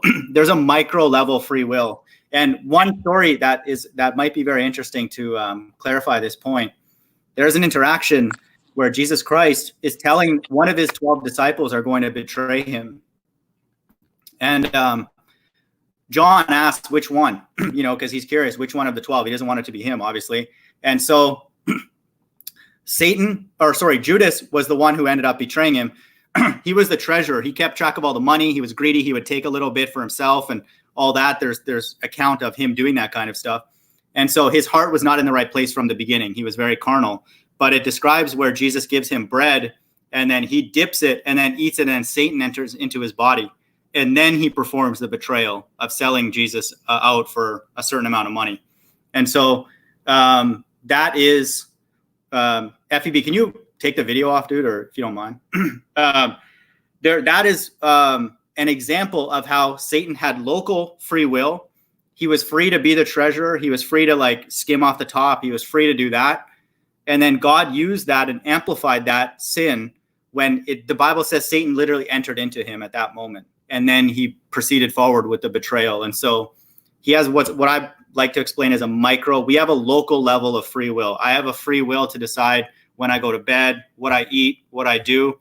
I do not have the decision to decide when I die, how I die, what skills that I have, whether I get in a car accident tomorrow. I don't have any of that power. That's why Jesus says, only worry about today, because that is at most what we have power, and we don't even have the end of the day promise, technically. So Jesus is reaffirming through that and many other verses, we have a local level of free will, but a macro level free will we do not have. I do not have the ability, even flat earth does not have the ability to change the world according to the Bible narrative, if it's true, to make the world love each other and peaceful and all that. No, the system is going to keep marching on. The macro level evil is God doing that, and we have no say in it. Jesus Christ said, if you could take this cup away from him, please do so, but he knew the macro level narrative had to march on. It's horrible. I cannot imagine somebody going through that kind of pain. It was not in even his hands, and he's the highest spirit on the right-hand side. The Most High is the creator of all things. He made us. I want people to be comforted by that. How he gives us a sense of free will is why he's a genius, is why he is worthy of worship. How does somebody do that? How does he put something in somebody else that gives us the ability to feel like we're free and we're drawing close to him, but ultimately it's him doing it. The whole thing is his narrative. And then he's even humble enough to give us credit for the things that we do to draw closer to him. And for those that are lucky enough, he'll forgive our sins. And so that's what it is. And Seek and Find brings another excellent example. He's hardening Pharaoh's heart, just like he's hardening the hearts of, if you go up to Hillary Clinton and show her videos of dead children all over the world that they bombed and just destroyed, eviscerated economies and people's lives, she's not going to change her stance. They're going to keep marching forward. And if you go to any banker and say, hey, can you stop, paying us with our own money, stop negative interest rates, they're not going to stop. It's going to keep going. And so God is behind this. God has made a large group of people unfaithful and unable to acknowledge him. The Bible says people will die in their unbelief. I just don't want people who hear my voice through this channel, don't be in that group. It's a bad group to be in. They're not intelligent, just first and foremost, and they're not going to share in God's kingdom, and I would just say, even if this kingdom is not ideal, which in the very least, it's not at all, it's horrible, but it will not be like this. It will not. I promise you. We're not going to have to respond to that troll that came on earlier and started blabbering a bunch of stuff when he didn't even read the Bible. He doesn't even know anything. That's not the way it's going to be. The kingdom will be run in truth. People will be doing things that are intelligent, and the orders are going to come directly from God. Jesus says that everybody will have a name that only we will know, and then he will be able to communicate to us directly.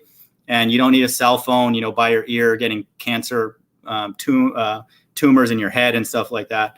There'll be a different form of communication. There'll be a different network, and it will be of a spiritual nature. But there is no macro level free will. There is not, and as much as Mark Sargent wants to long live flat earth, I hate to break it to you.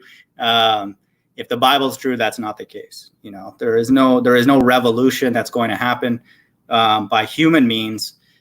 This is why God is going to reintroduce himself to the world. He I've heard a saying from people: if you want to give a good presentation, what you do at the beginning, you create a crisis, and then you solve the crisis in the presentation. You make a problem. Oh man, we have to, this like Hegelian dialectic that the world is following, NWO.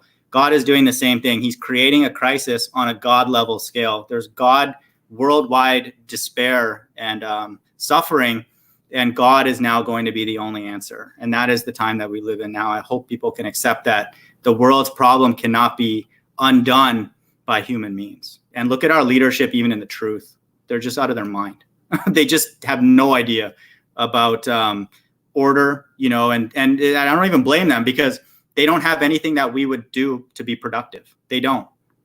All they have is like for us to make some stupid apps and write some code really elegantly. And like once we get bored of that, what else are we going to do after that?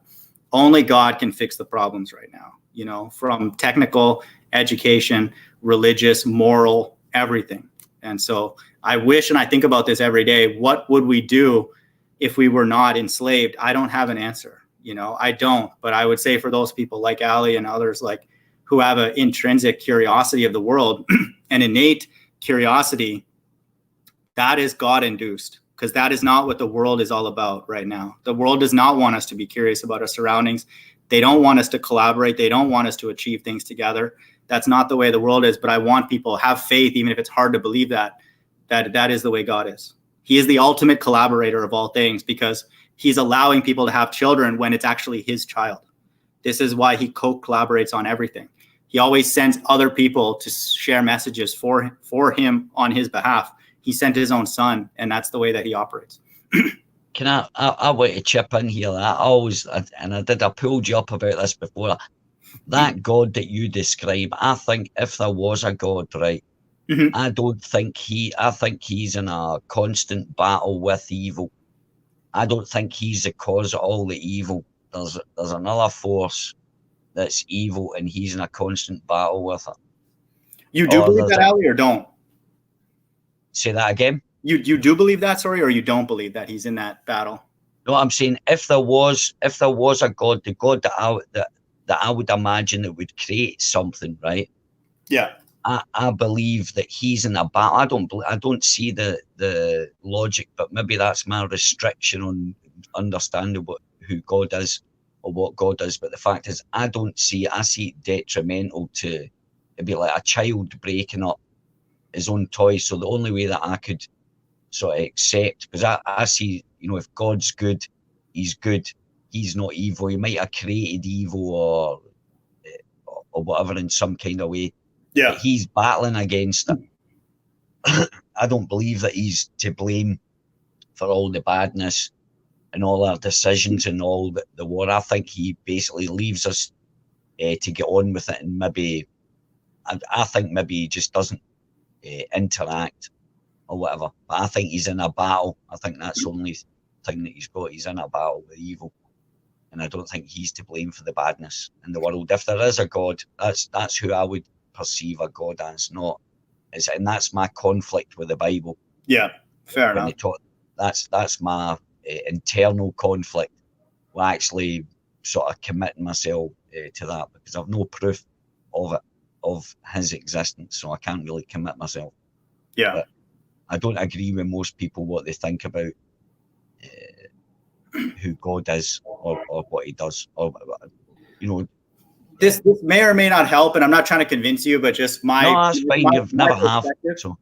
Yeah, I think that's an issue that a lot of people have about really any God, whoever is in charge of all of this, quote this, how would he allow this level of evil? Whatever, maybe a little bit, but it just seems like it's kind of crazy now. So that's a very, very fair statement that is definitely not easy to answer. But at the individual level, I would say, because I don't like this as much as anybody, I think it's annoying. It's like, why can't we just figure things out? Why does it have to be this challenging? Like even just food, even if we didn't have to fight for food and like work every day, we would be a lot more happy, the whole world, because some of us would just sleep outside. We're like, whatever, nature, it's not a big deal. Then we don't have to be a corporate slave. We'd eat healthy.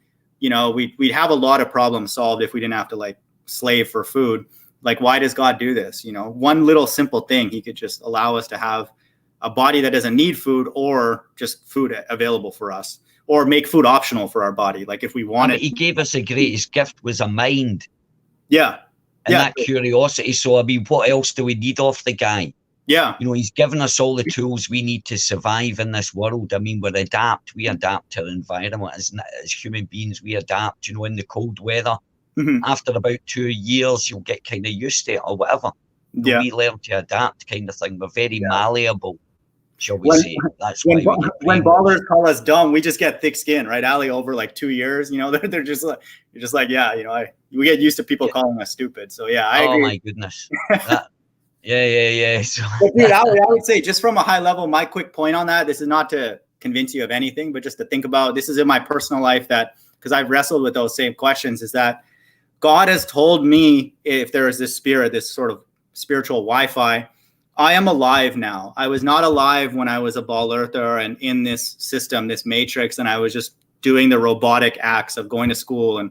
But it's weird that it took this, but I feel very alive now in the sense that, same as Adam and Eve in the garden, I believe that what they went through is symbolic in the very least, but they were not alive until they actually sinned. And how that works, obviously, I have no idea like why even someone would do all this in this way, but I feel very much alive now. But the scary thing is, in my living, I see death more around me. And so that's the paradigm, is that I'm alive now, but I see that I'm in hell. And so why God is doing this, and if that's even true, obviously I cannot prove to you, but that's my public service announcement. But yeah, it's a tough question. Yeah, but I could agree with you. This is hell. I've actually, you know, and I've had this worldview. I've had this argument. Not that I think. See, the thing is, I don't have these burning questions of where we come from or what we are, or I really don't have them. I'm just involved in this conversation. I don't have these yearnings to know where I come from or does God exist and stuff. At the moment, to me, that's sorry to anybody that's religious, but that's irrelevant.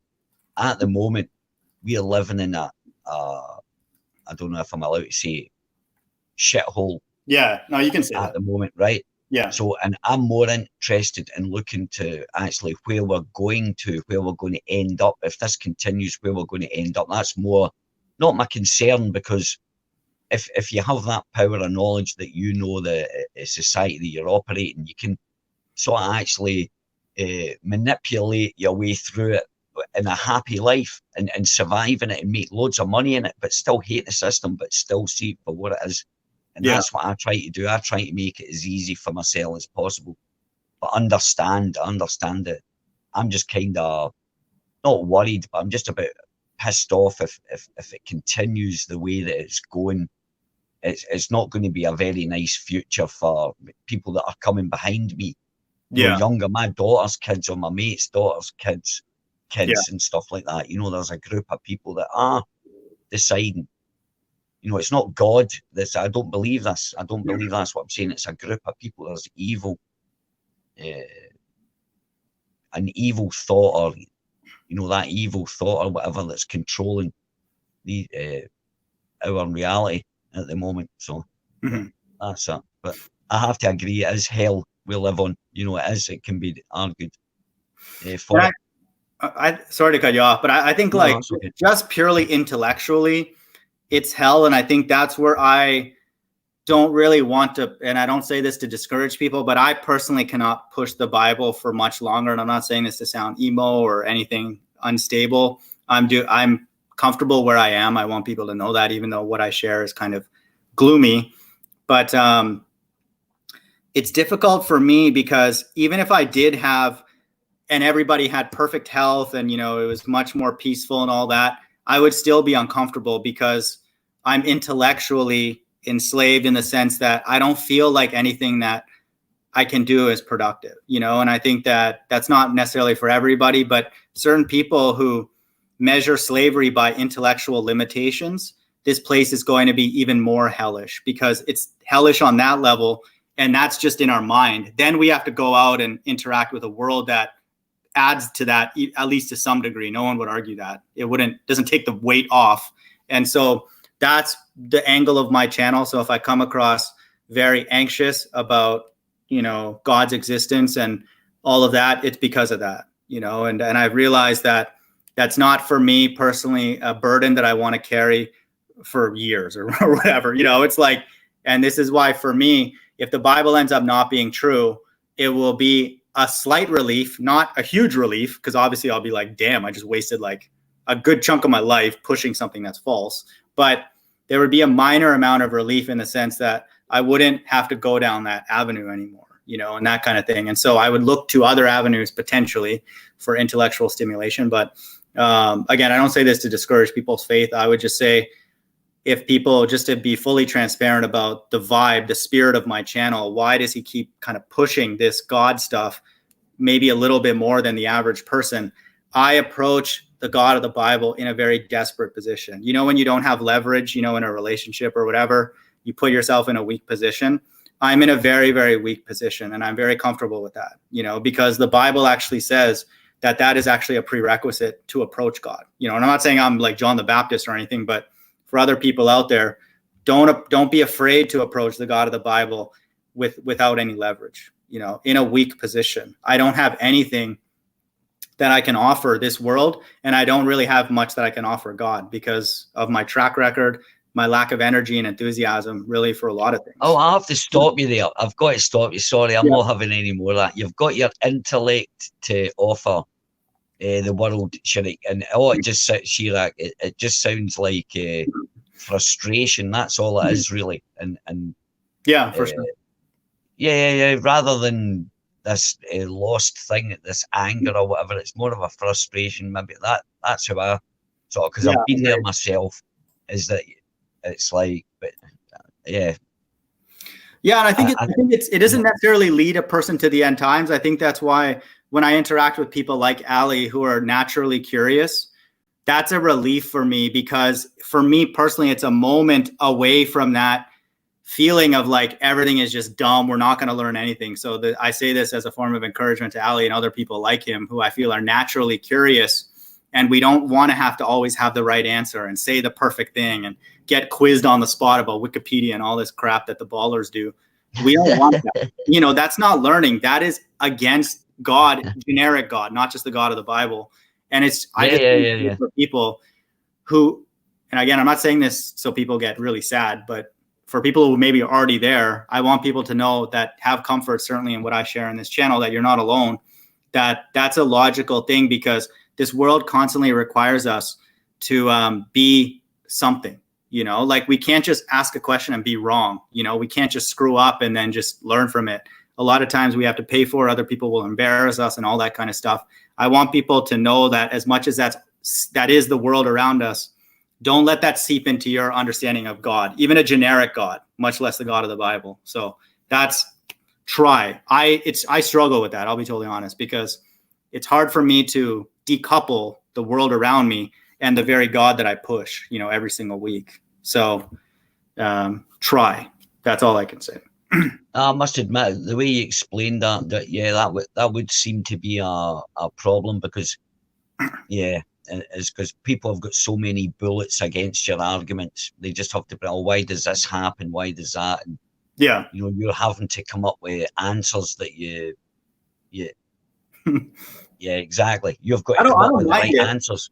I don't mind it, but I would just say for people, just unless you have something that like, and I'm an engineer, like I'm technical, like Ally, like if you prove to me it's a ball, I'll stop that day. I'm not going to debate or make up a story. Oh no, the Bible says something. I'm not, trust me, I'm not that tied to it. But if there's any other topic that's on a more sort of qualitative, or you think that nukes are fake, like Flat Earth Boxer said that on his, it's like, fine, that's cool, man. You can believe that. If you have proof of that, sure. That doesn't mean that nukes can't be developed in the future and validate my interpretation. Just hold off on that.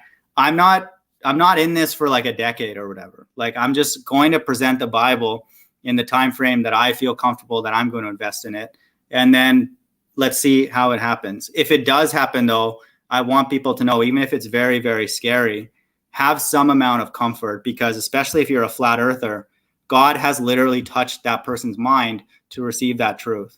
And so believe that, because it can't happen any other way. And the Bible teaches that only God can open people's minds to truths on any level. And then know that he would do that only to his children, and people that he wants to associate and recombine with. And so take some amount of comfort in that. I'm not trying to make money and sell prep kits or anything like that. Don't think I'm going to flip my channel into a business. That's not why I do this. I want probably the same thing a lot of people want.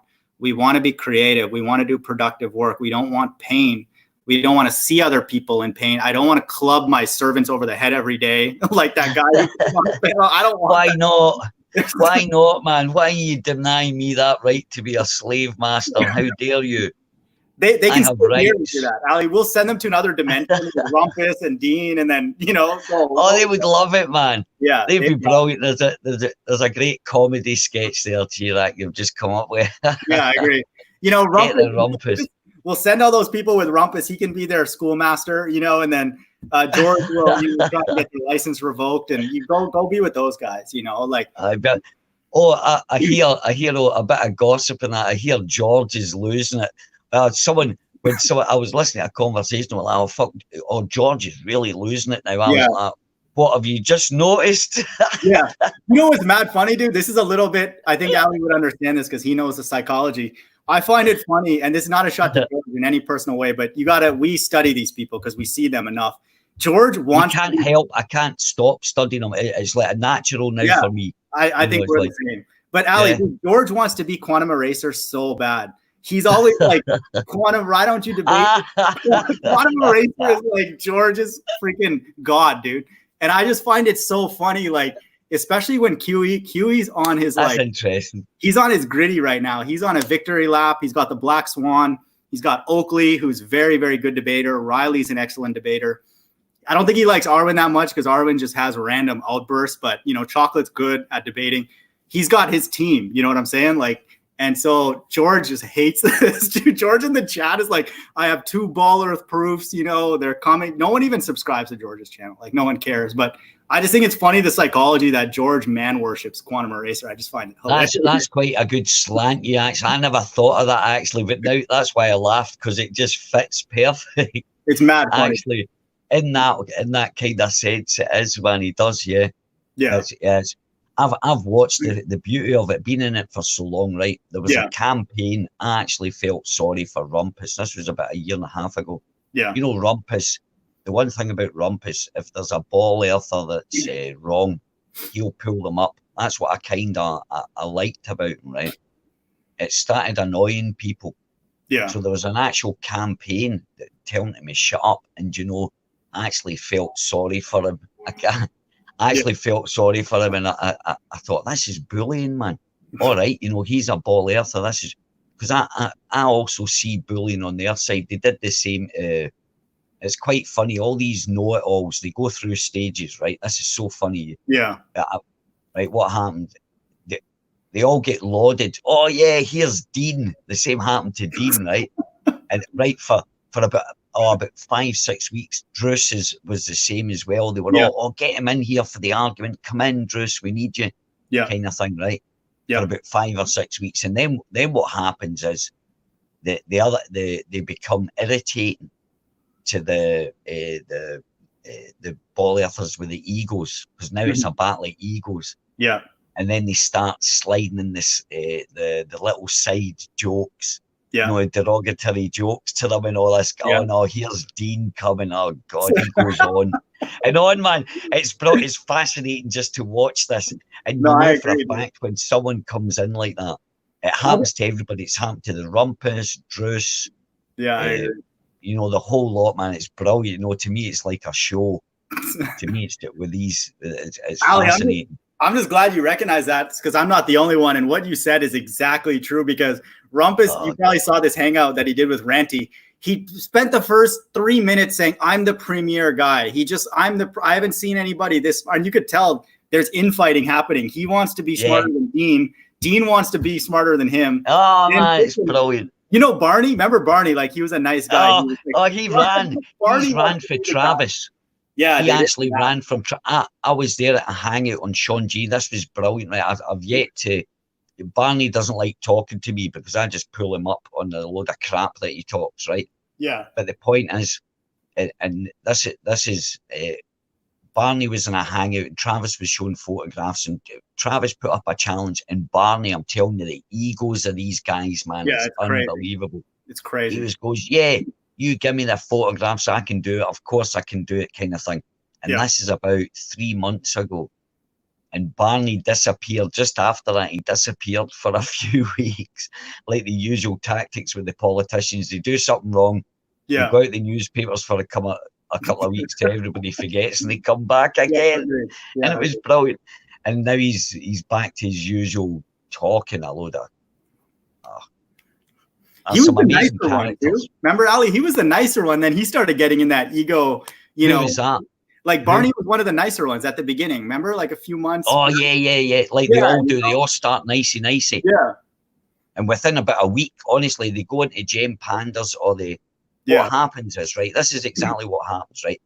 They turn up, they're the new kids in the block. They're ball earthers or they're dead popular, right? And they start off in the like the police. A young policeman joins because he wants to fight crime and stuff like that. Or a nurse wants to help people. He wants to come in and come into the debate and give his point and prove the ball earth all nice and clean and innocent. Yeah. And then they just get around it. They spot this and they just get around it and they just poison their minds. And I swear that the next time it's like talking to a different person, you can hear it. Yeah. The influence, the poison that is within that community of changing people's minds it's unbelievable. It's bad. But it's great. It's fascinating. As I say, it's just fun for me now. I'm just glad I feel like you're kind of got the technical and the psychology. And I think because we kind of see that movie playing out. And, also one thing that was telling a while back when Fight the Flat Earth went against Riley just totally owned him. And I'm not saying this like, because I don't take sides, because I think MC Toon won recently against Red Pill. But I think that when Fight the Flat Earth got completely annihilated by Riley, he pointed out all the gravity, didn't read up like Riley did. Fight the Flat Earth went on a hangout right after, and I started trolling. And then he's like, how did I do? That's the first thing he said. He didn't go to his people like, like whatever. I had this conversation. He's like trying to go to them for like some kind of self-esteem boost. And if you do that in life, we know this, and don't do this to any human being, whether you're a flat earther or a ball earther. Don't put your self-esteem in another human, especially not trolls like Sean Hofford and freaking Sly Sparkane. Like, no offense to them. Why the hell would you go and turn around and ask them, how did I Talking about that MC, that Mick Toon. Yeah. I done an interview. He when he first started out, he was first starting out. He got in contact with me. He wanted to have a coffee. Coffee with him, I was like, yes, sound, because I thought he was okay. We had a conversation. I had a few personal chats with him. Yeah. Cool as anything. And he seemed like what we were talking about, one of the decent guys. Yeah. We had the conversation and very good. And then I watched the badness creep in, this condescending tone, and I was like, oh, there goes another one. And there goes another one. I don't like the guy at all. He wins nothing. He's and now I watched that one funny you mentioned where it read. I don't even watch these people. I never watch that Conspiracy Cat, Simon Dan, or any of these people. I just don't see the point of wasting my brain cells on it. I know they're just going to be talking disingenuous crap. Yeah. So why would I want to even?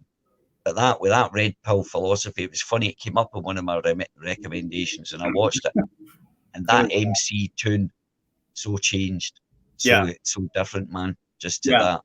He made good points, but he didn't hold him to the inconsistency that MC Toon will start nitpicking on different aspects of tests that we do, but then he won't care about ball earthers in the past and stuff. And so he should have really held him to that, because that is an inconsistency from a technical rigor. And MC Toon's like, well, I didn't bring that up. Well, it's like, what topic are you bringing up? When you make a statement, you're bringing up every technical thing that's out there. Math is open, physics, chemistry, bio, everything's up for grabs. But it proves something. There's actually no point in interacting with these people whatsoever. Yeah, agreed. Yeah. Why would I? That was the kind of Mark Doxey. He made a good point. Why don't we just starve the ballers of the conversation? But I have to say, I must admit, now and again, I do like to go in and poke them. Yeah. I do it if I'm bored.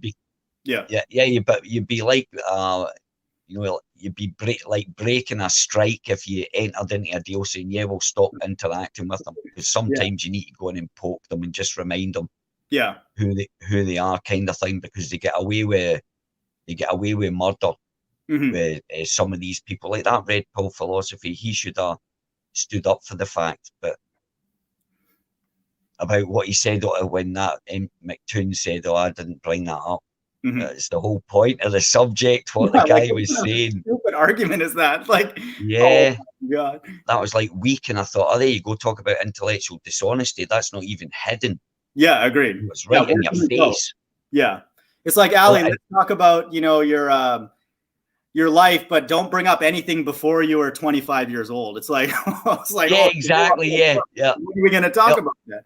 I don't know. Like, I want to talk about, I've been thinking about, we had a conversation about an experiment with fishing line, right? Yeah. And they were going, it'll bow in the middle or it'll sink. Well, see, it just shows me these. I was in on that hangout, dude. I like that test. I remember that. Yeah, dude. I know. That's what I was saying. We were in. Well, I've been thinking about that. These people don't seem to realise that fishing line, it floats on water. Right? So it actually doesn't sink, right? Nice. It doesn't soak in water. And I've even looked at it. You can get what is it? I think 1.8 kilometer long fishing line. So obviously it's strong for that. You can get it different breaking strain. I've been fishing all my life, so I knew actually when I thought about it, I thought that. But do you know that you would have to be at a point in the middle of it, and you could stretch that. You could join them lines together, and they would maintain their strength. And all they have to do is ping above the water and then snap. And if you've got a film of that and there's a distance of 3 miles, there's no argument. Dude, I love that argument. That was it brilliant. Sits in the water. It's supported all the way to the other end until you decide to tighten that. So the minute you start tightening that up, that if it even lifts out of the water, it doesn't matter if it even goes tight. If it lifts out of that water, we ain't on a cover. It's such simplicity itself, man.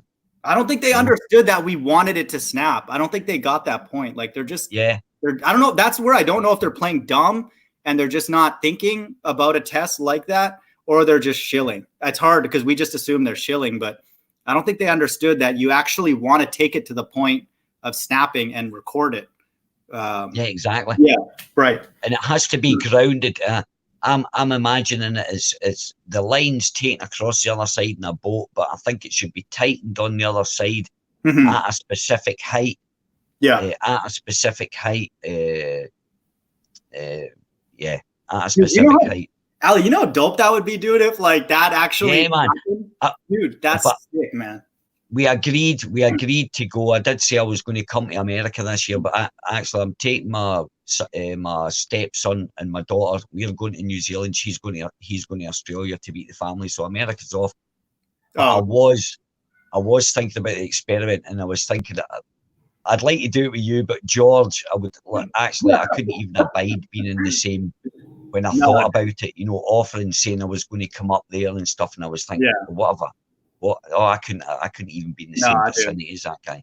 George. He went to that conference, which once a baller goes to that conference, we know that their business is to troll. And I'm not saying anything beyond that. I don't know what they do, or I'm not trying to say MC Toon's a bad person, but once somebody gets on a plane and flies to a flat earth conference and tries to get on TV and all that, there's something else going on. And avoid those people, man. That's crazy, dude. Like, imagine how ridiculous it is, Ally. Imagine you and I are at our level of intelligence and we saw a group of 1,000 people get together who we thought were completely brain dead. Would we get on a plane and fly and go and like sit and talk to them? Dude, we would go in the opposite direction. Like, I'd go for a game of golf with you. Yeah, dude. We'd be like, I'd get the clubs out, man, and go for a couple of rounds. Yeah, exactly, dude. Let's find a golf course on the other side of Ball Earth, so we're not anywhere near those people. Like, it doesn't make any sense. I brought that up, right? There was an argument. This Coriolis has been around for years, right? And I was trolling, but I actually used an argument. I said, I use Coriolis when I'm playing golf. that are making the ball spin, you know, in a slicer ball, a hooker ball. And I actually made an argument. Out of it was a couple of years ago.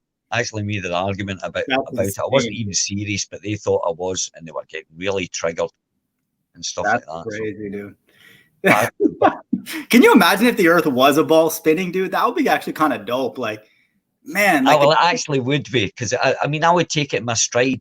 Honestly, if it was a ball tomorrow, right, good. Right, now let's concentrate on these mothers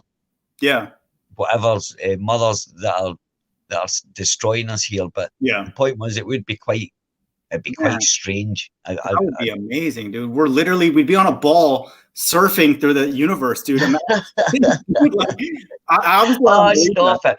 It just sounds so funny. No, I don't think it could ever be that, man. No, it's not. I'm just saying this tongue in cheek. Ally and No, but I know that's what I'm saying, but it sounds so funny, you know, when you actually start from the beginning, saying that we're spinning first of all, and then we're traveling around the sun, then the sun. When you actually put it into them words, it sounds so ridiculous, man. Yeah, that's how would we know? This is not going to comfort many people, but I've been very angry. I'm very angry that I've gone through all this, because I'm like, my whole like education was a waste. But I would say the cool thing about it, some of these hangouts, even if I did have a headache after I was done, and I'm like, why did I go in them? It is kind of cool, though, that God has allowed us, again, if the God of the Bible is behind this, which I believe he is, we've uncovered him through technical thought, even if it's been tiring and frustrating. But that's kind of cool. Again, that doesn't necessarily comfort me every day, but I just say that once in a while. I'm like, yeah, I mean, damn, you know, like if we've proven flat water, which I believe has been happening for people have already known this for years, but if we've proven flat water, then we've literally technically proven the existence of God, which is like, I don't even know what to say, dude. That's crazy to think of. It's such a big we're a step closer. I'll agree, we're a step closer kind of thing. But in your mind, and that's great, right? And that's what I've always got an argument of, why it's good to have a belief in that. This is going back to, instead of when someone is adversarial towards you about God or whatever, you should point out why it's advantageous for you and why it's good, and make it a logical progression for them to actually see why it's good for you, not for them, but say, well, you know, God's good for me because he does this and this happens and that happens.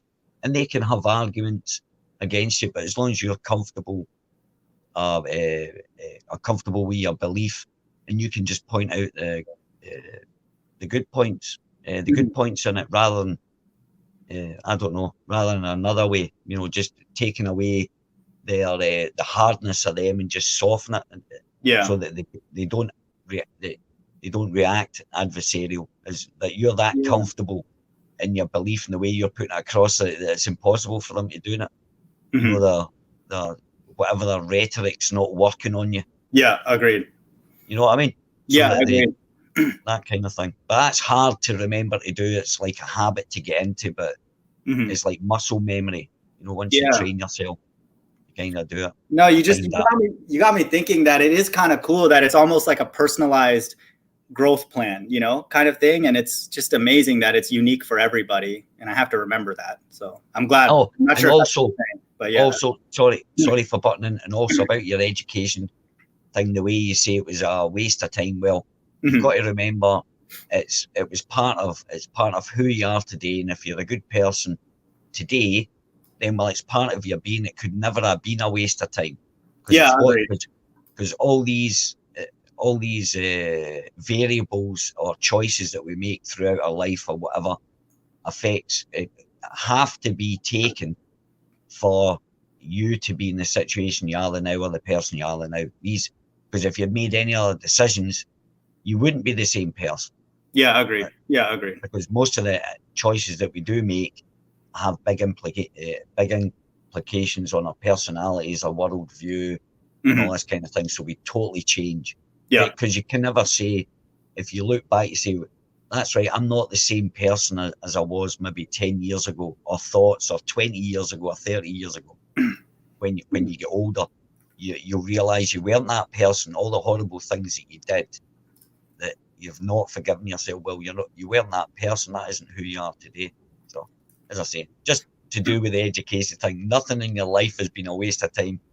No, I like that. I like that, Ali. I think that it's made you the person you are today, which is a good person. If you're a good person in your soul, that's what you should be rejoicing. Everything's there for a learning. That's how I look at it, kind of thing. So.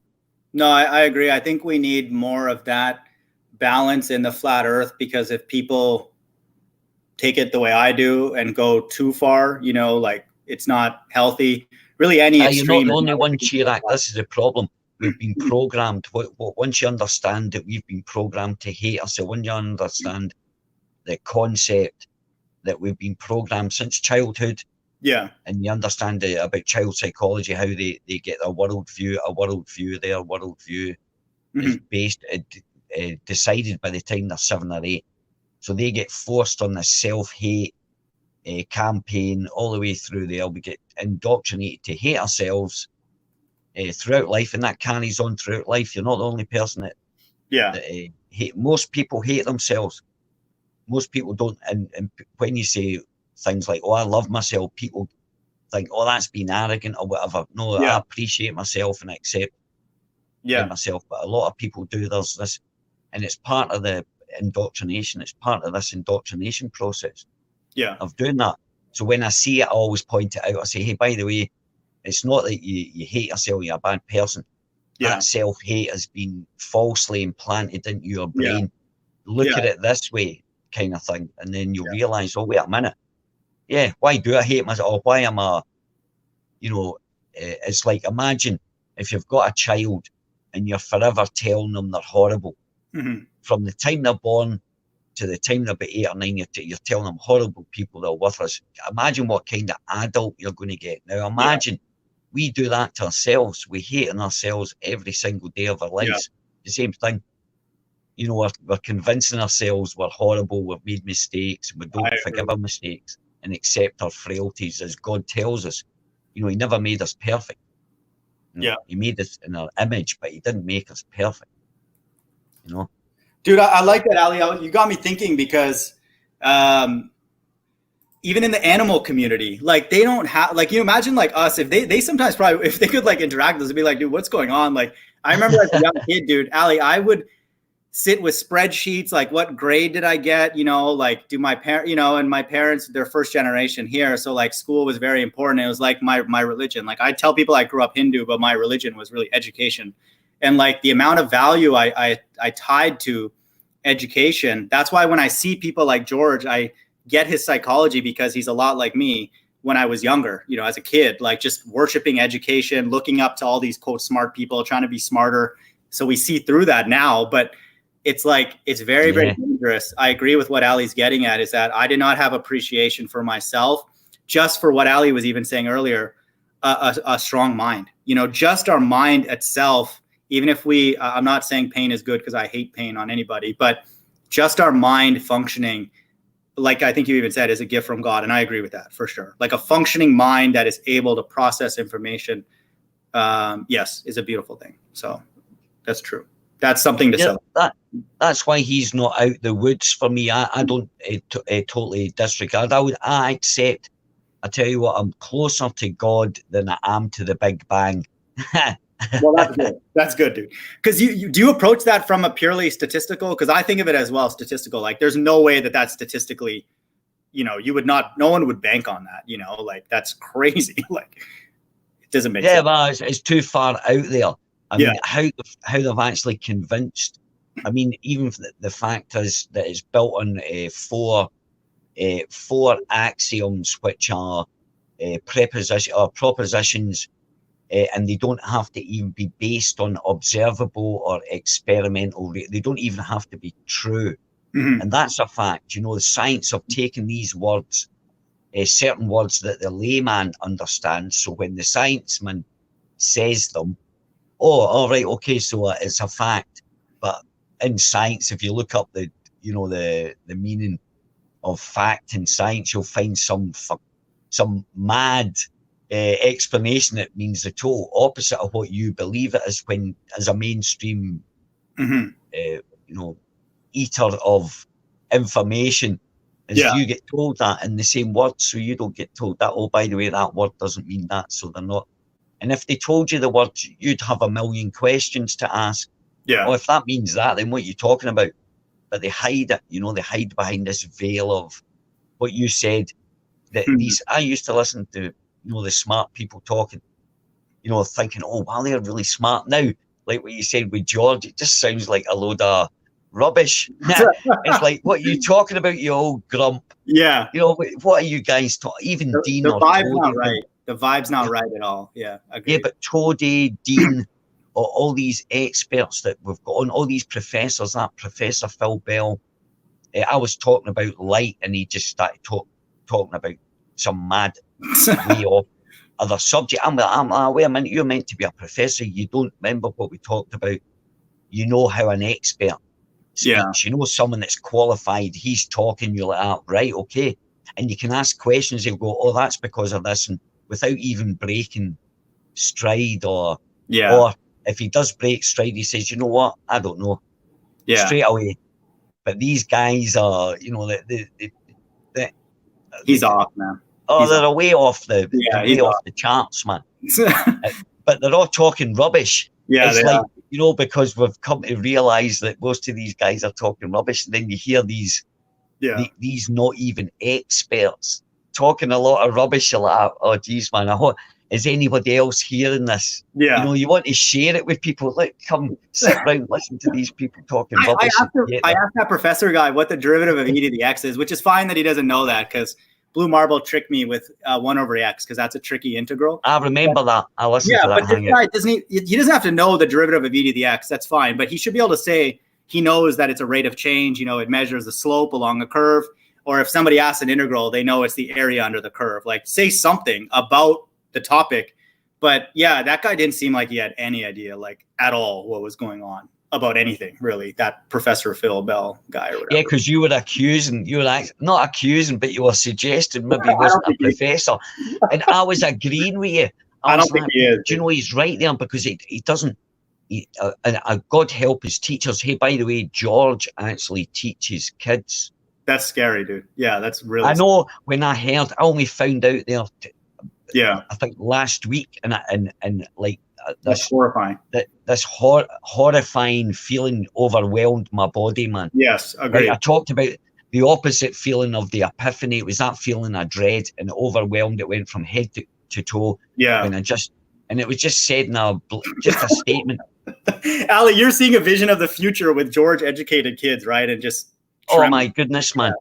I agree. Scary. That was yeah, and I'm glad you agreed with it. The words you used were perfect. Scary. That's exactly what I felt. It was. I bet it's weird, isn't it?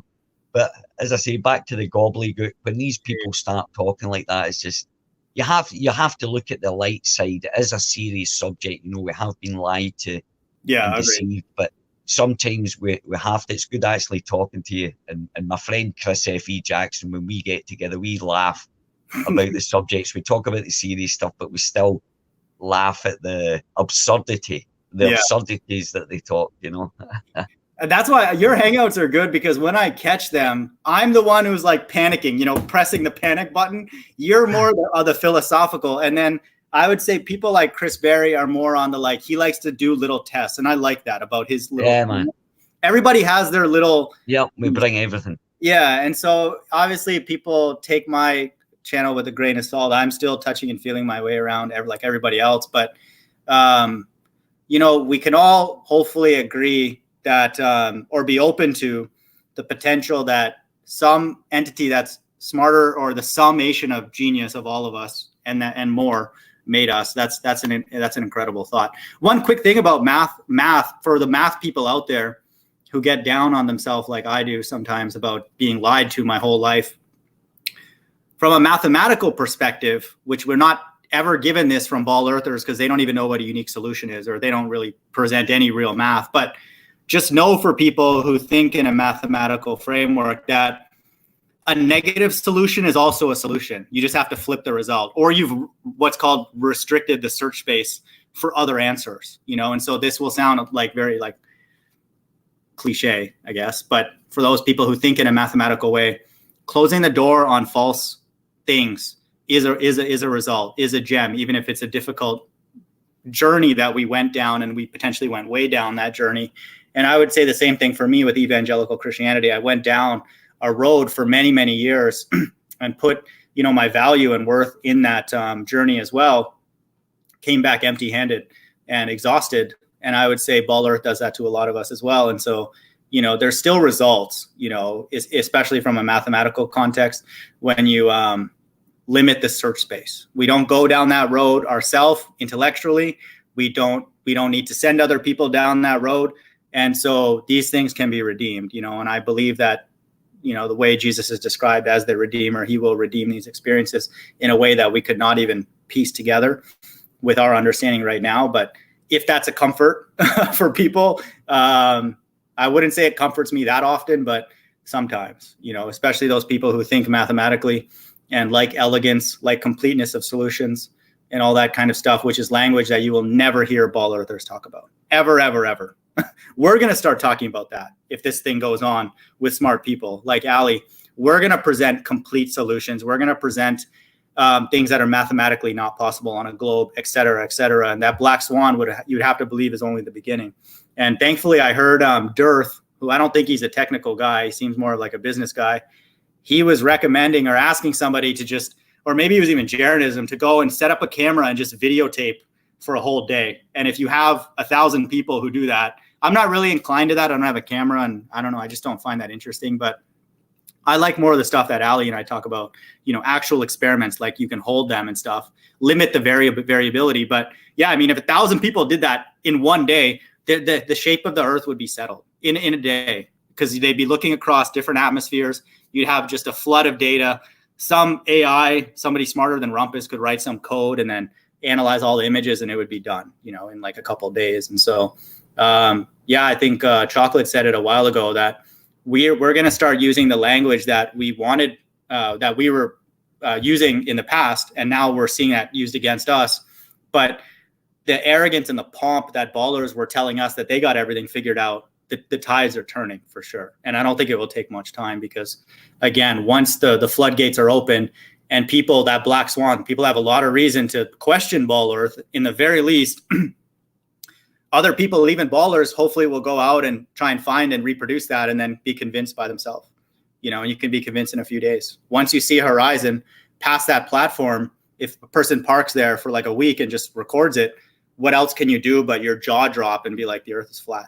Look at the freaking 10, potentially 12 miles of flat water. I mean, come on. So hopefully there's more and more of those black swans. There literally are, because that happened once. It's not like it happened once and will never happen again. It's happening every day somewhere on Earth. So it's crazy, man. Yeah, it's been quite yeah.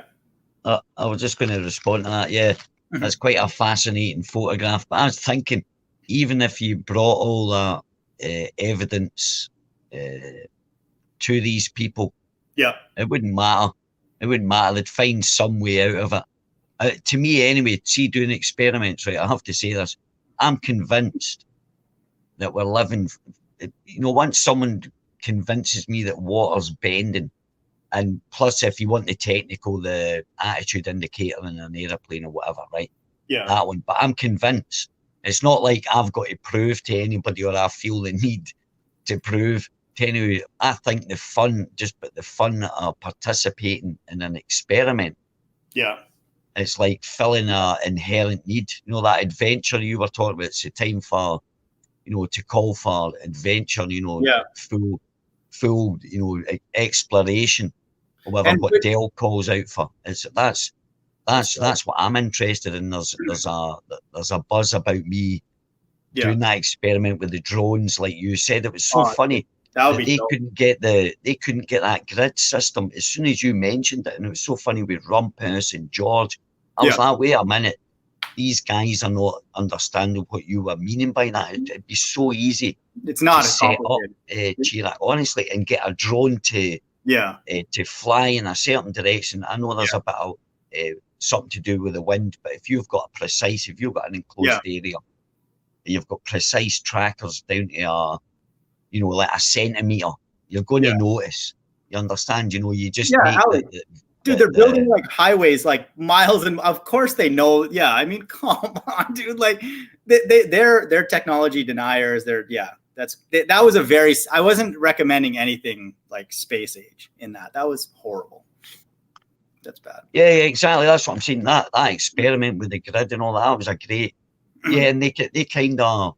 Yeah, that's what I'm saying. They've got a great way of. I suppose that maybe George thinks that he's doing a good service. He maybe wants to help, because when I first started, I done my first video all these years ago. Red's Rhetoric was the first ball earther to comment, and he actually, his intent was to help me, to show me that I was wrong. There was no vitriol or there was no hate in it. Yep. He was leaving comments, or look, let's have a talk, and I'll talk to you about this. Being really like a normal person. Yeah. And then, as I say, like after a while, it was vitriol and stuff like that. That way that he went. But in the beginning, when I made my first video about the flat earth, he was. Yeah, you're right, actually. Yeah. I noticed that too with me. You're right. Yep.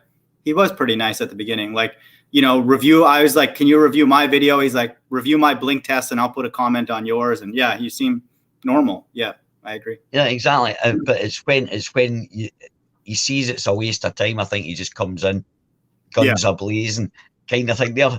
I just funny.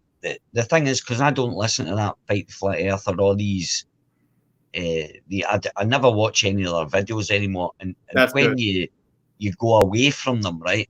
I decided there the other week, I went back after months of not watching Fight the Flat Earth. I said, oh, well, let me go and watch what he's doing.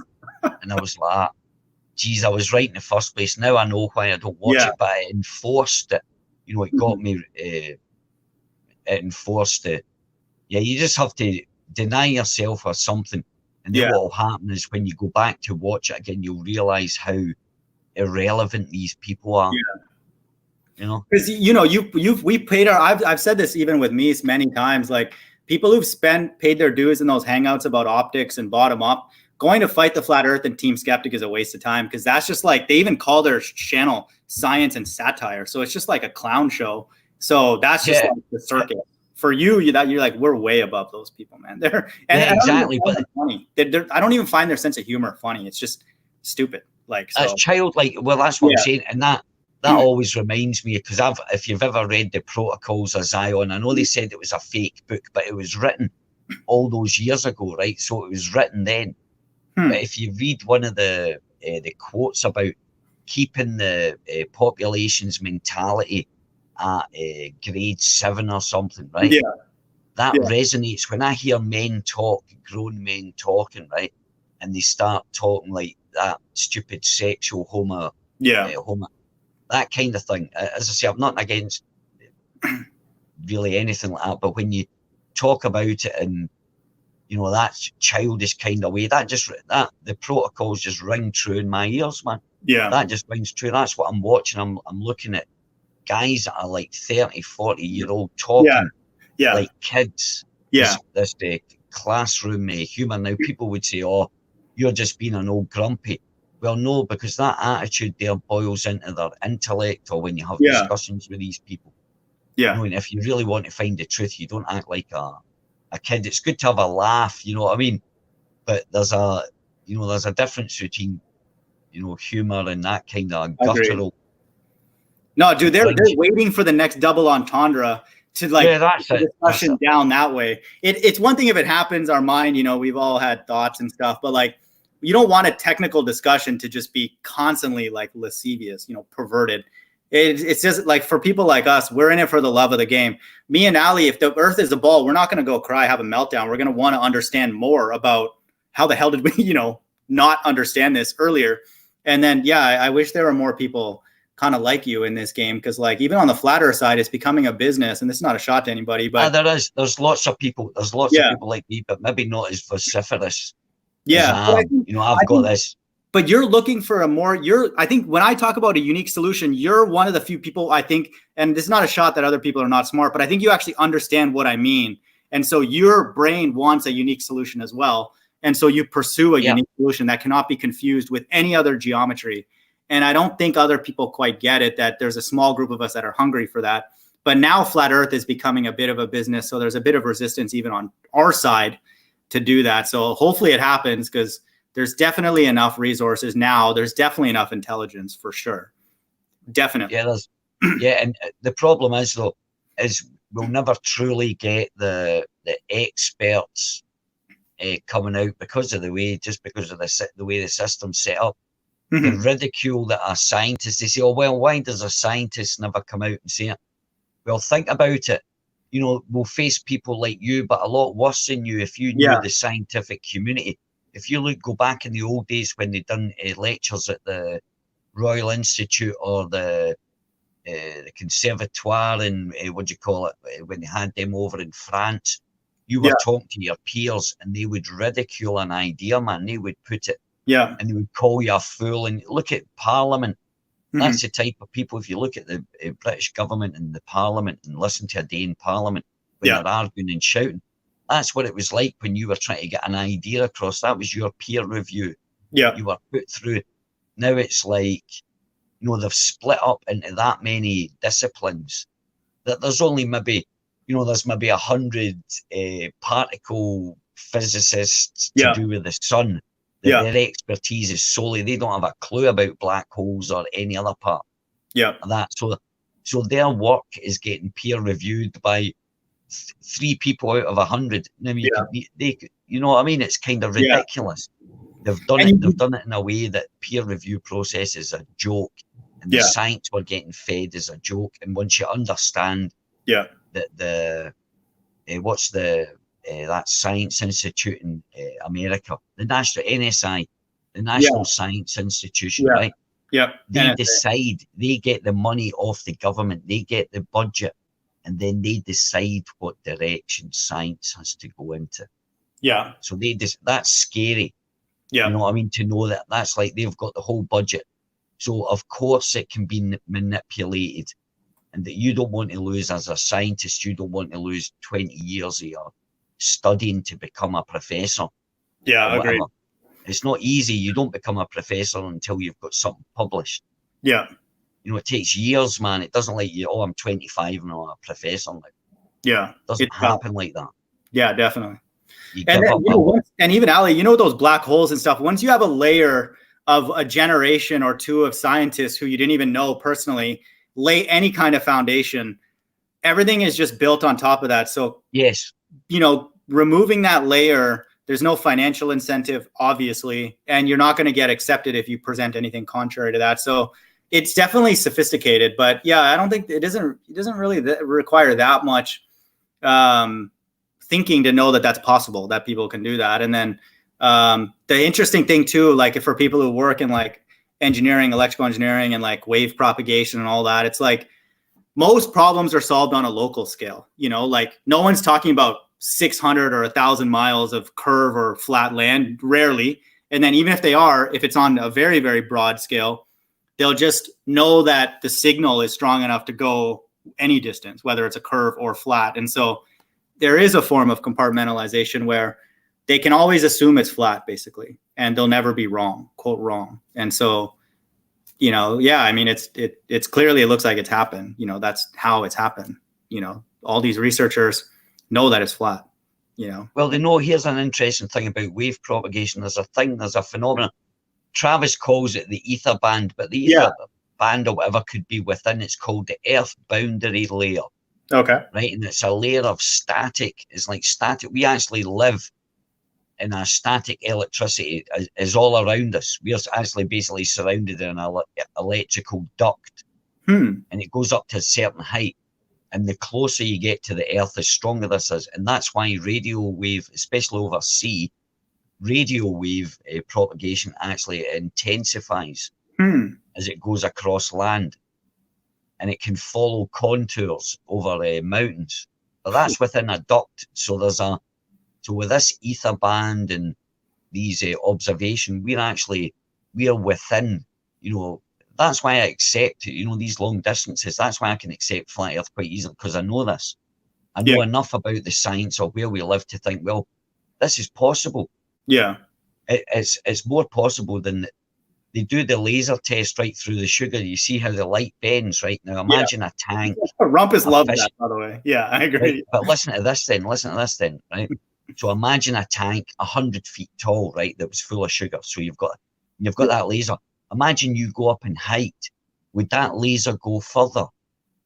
Or would it stop at the part? So therefore, things disappear and bottom up. If you're going to accept that light bends, how about on a flat plane, according to the atmosphere, if it's refracted, the light that's at the bottom will bend down and hit the water. Yeah, agreed. It won't ever reach your eye. And that's called light extinction. I brought that up to Rumpus. See, I owned Rumpus with optics and light and everything, right? They're proving our more about it. Ali, from the other side, right? That's what you're saying? From the, how he shows us that green thing dipping down? If you view it from the other side, that attenuation of the light is showing that, there is a weakening, for sure. Yeah, but the point is it's going down, right? So imagine, say how the guy done it at the bottom of the tank. Imagine he had a tank 100 feet tall, right? And he went up 20 feet. Would that laser travel the same distance, or would it travel longer but still curve down? Right now, that's going to happen. It's going to go further, right? So therefore, now imagine you've got a boat in the distance. Yeah, the light coming off the bottom of the boat is curving down. Is it going to reach your eye? No. It could possibly curve into the air, curve into the water, which causes the reflection that you see. So they actually proven. When I was watching that, I said they're just proving that how things could possibly. Yeah, that curving along a flat, lane, it won't reach your eye. Yeah, you're right. Go into the water. Yeah. And the thing is, I brought up light extinction. I talked about light extinction, where apparently two different colours or frequencies of light will join together and they'll cancel each other out. Yeah. And that's called light. I brought that up to the Rumpus, and he said, and this is scientifically accepted in optics and electromagnetic wave and colour propagation, all that. Yeah. It's accepted in that. And I brought that up to him, he said, you're bringing up some old 17th century experiment. And I didn't even bother arguing the fact that I was bringing up to-date science. Yeah. Accepted science. I was explaining, well, look, this is how light could possibly do it. I could explain how we only see half a boat quite simply. And Ranty helps. Optics helps. Everybody's helped. Yeah. Dude, you bring up a good point. Their density gradient, which is inspired, according to Rumpus, by a temperature change from surface going up, that actually proves that light will react differently at closer to the surface, whether it be a ground or water, and even more possibly with what I was saying about water properties being very unique. Yeah, the attenuation will be amplified. It'll either curve down a lot or curve up. Let's just say for now, for the flat Earth observations, a lot of times they curve down. It will explain, why the things near the surface will get muddied. So yeah, that's a great point. I never. When light bends up, when it's inverted, right? And what happens mean that there's the cold, the warm airs at the bottom, and there's a cold air on the top, which is denser. Okay. So then you'll have light travels. Light always travels to the denser medium. It'll always do that. So it will travel. How they say light doesn't travel up, it does travel up. It also travels down as well. It does amazing things. It disappears. It polarizes. It's crazy. Nobody knows what light is. You can only ever, we can, even science only ever guess what light is. We don't understand. We don't understand what it goes through, but it has some amazing properties. But Ali, quick point from an entropy perspective, the light is seeking the path that it's most comfortable to travel through, and it's going to seek the more sort of rigid, I don't know how to describe this, like a tighter medium, right? Like a more dense. Which is strange, right? Yeah. It's kind of the opposite of what we would think. You would think it'd want to go through a more relaxed medium. Yeah, it would want to go through what Einstein says, it goes through the most direct route in space. Because even though space-time bends, light actually cuts across that bend. So it doesn't actually even go round as such. It goes in a straight line through this bend. It's crazy, man. No, that's dope. But that's the total opposite, though, of current. What we're saying about light on Earth. It's like it's that double think. That's crazy, dude. That's like for those people, just to that's a great point. I've never thought of it that way, because I think more in terms of current looking for least resistance in a circuit. But yeah, what Ali's saying makes a lot of sense, that if you're light, imagine us being light, whatever you describe it as, particle or wave traveling, and we're going on a journey. We're going to look for a path where all of us together as a light source can travel in a more coordinated fashion. And that's through a denser medium, because it's more, I don't know how to put this in an intuition, just for people who are not, I'm not an optics person, but intuitively to explain what he's saying is that it's going to look for a path where the light can stay in a more focused manner. And that is not in a high entropy environment. So it would be a more dense environment. And that's cool. That's dope. That makes sense. So that's where the temperature factor comes in, where cold, more dense sort of atmosphere will sort of draw the light towards it. Well, if you go out in a boat, right? I've done a lot of sailing. If you go out in the boat, and the further away you get from land, it's like freezing, even on a hot sunny day, man. Yeah, it's really cold over there. Water has this. And it's quite weird as well. Water's quite a strange substance as well. But there's, it's kind of absurd to think when you look at this that their only explanation is like a curve over that when. They're so dumb, dude. Come on, dude. You just gave us the intuition across a flat surface why the light rays along the surface are going to be less.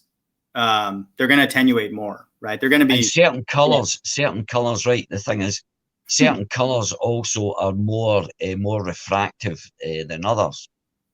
Interesting. So they slow down. What you've got to understand when you look in the distance, right? What I imagine is, right?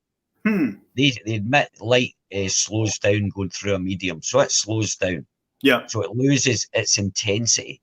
Yeah. But it comes out the other end at the same speed. So it's lost its intensity, means it's out of focus a bit more. Yeah. Right. So what you're seeing is a result of that, an actual out of focus picture. Yeah. So that tells me that colour's not getting through, because if I was next to that would be bright in colour. So it's losing that. So you take into that a bit of light bending, quite easy in my head. If I can rationalise it in my head, I don't kid myself on. If I can rationalise it in my head, no, that's stick to the scientific part of it, and it's accepted in science. I've read enough about optics and watched enough documentaries and understood about it. It's quite easy to explain how things disappear from the bottom up, but they don't listen. I'm glad you mentioned that, because Ali is more into the ray tracing. So this is why you probably were struggling or frustrated in those hangouts, because we're all kind of starting from scratch. If you understand ray tracing, you're thinking of the light as if you were the light and traveling through a medium, and you understand the journey better than, just from what you said, better than me, for sure. And so for those out there who are listening, just the intuition to kind of dumb down what Ali's saying, that light is traveling from, let's say it's reflecting off of a building or whatever. It's going on a journey across water or across land to our eyes.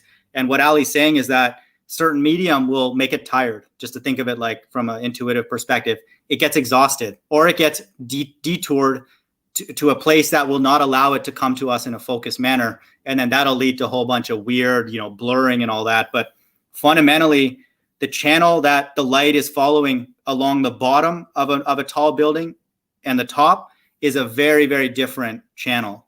The rays that are leaving the bottom of a building and coming potentially to our eyes, or maybe not making it, are very, very different than the channel at the top. And intuitively, the one at the top has a better chance of making it to us. Just from a logical perspective, it doesn't have the ground temperature variation to deal with, or the water aberrations. So that's cool. That's dope. That makes sense. So I like it. But that's according to how science. Personally, myself, it's like try to think what a photon is. You've got to remember that these people talk as if it's the same photon off the sun that is coming towards your eye, when it's not. It's that object that is it's not reflecting anything. That is broadcasting its own light. Because if you want to go into the reflection of light and have a look at the properties of reflection of light, when it hits a surface, it comes off at the same angle. Mm-hmm. Well, the sun's mostly above any object, so you wouldn't be able to see anything if it reflected. It would reflect into the ground, right?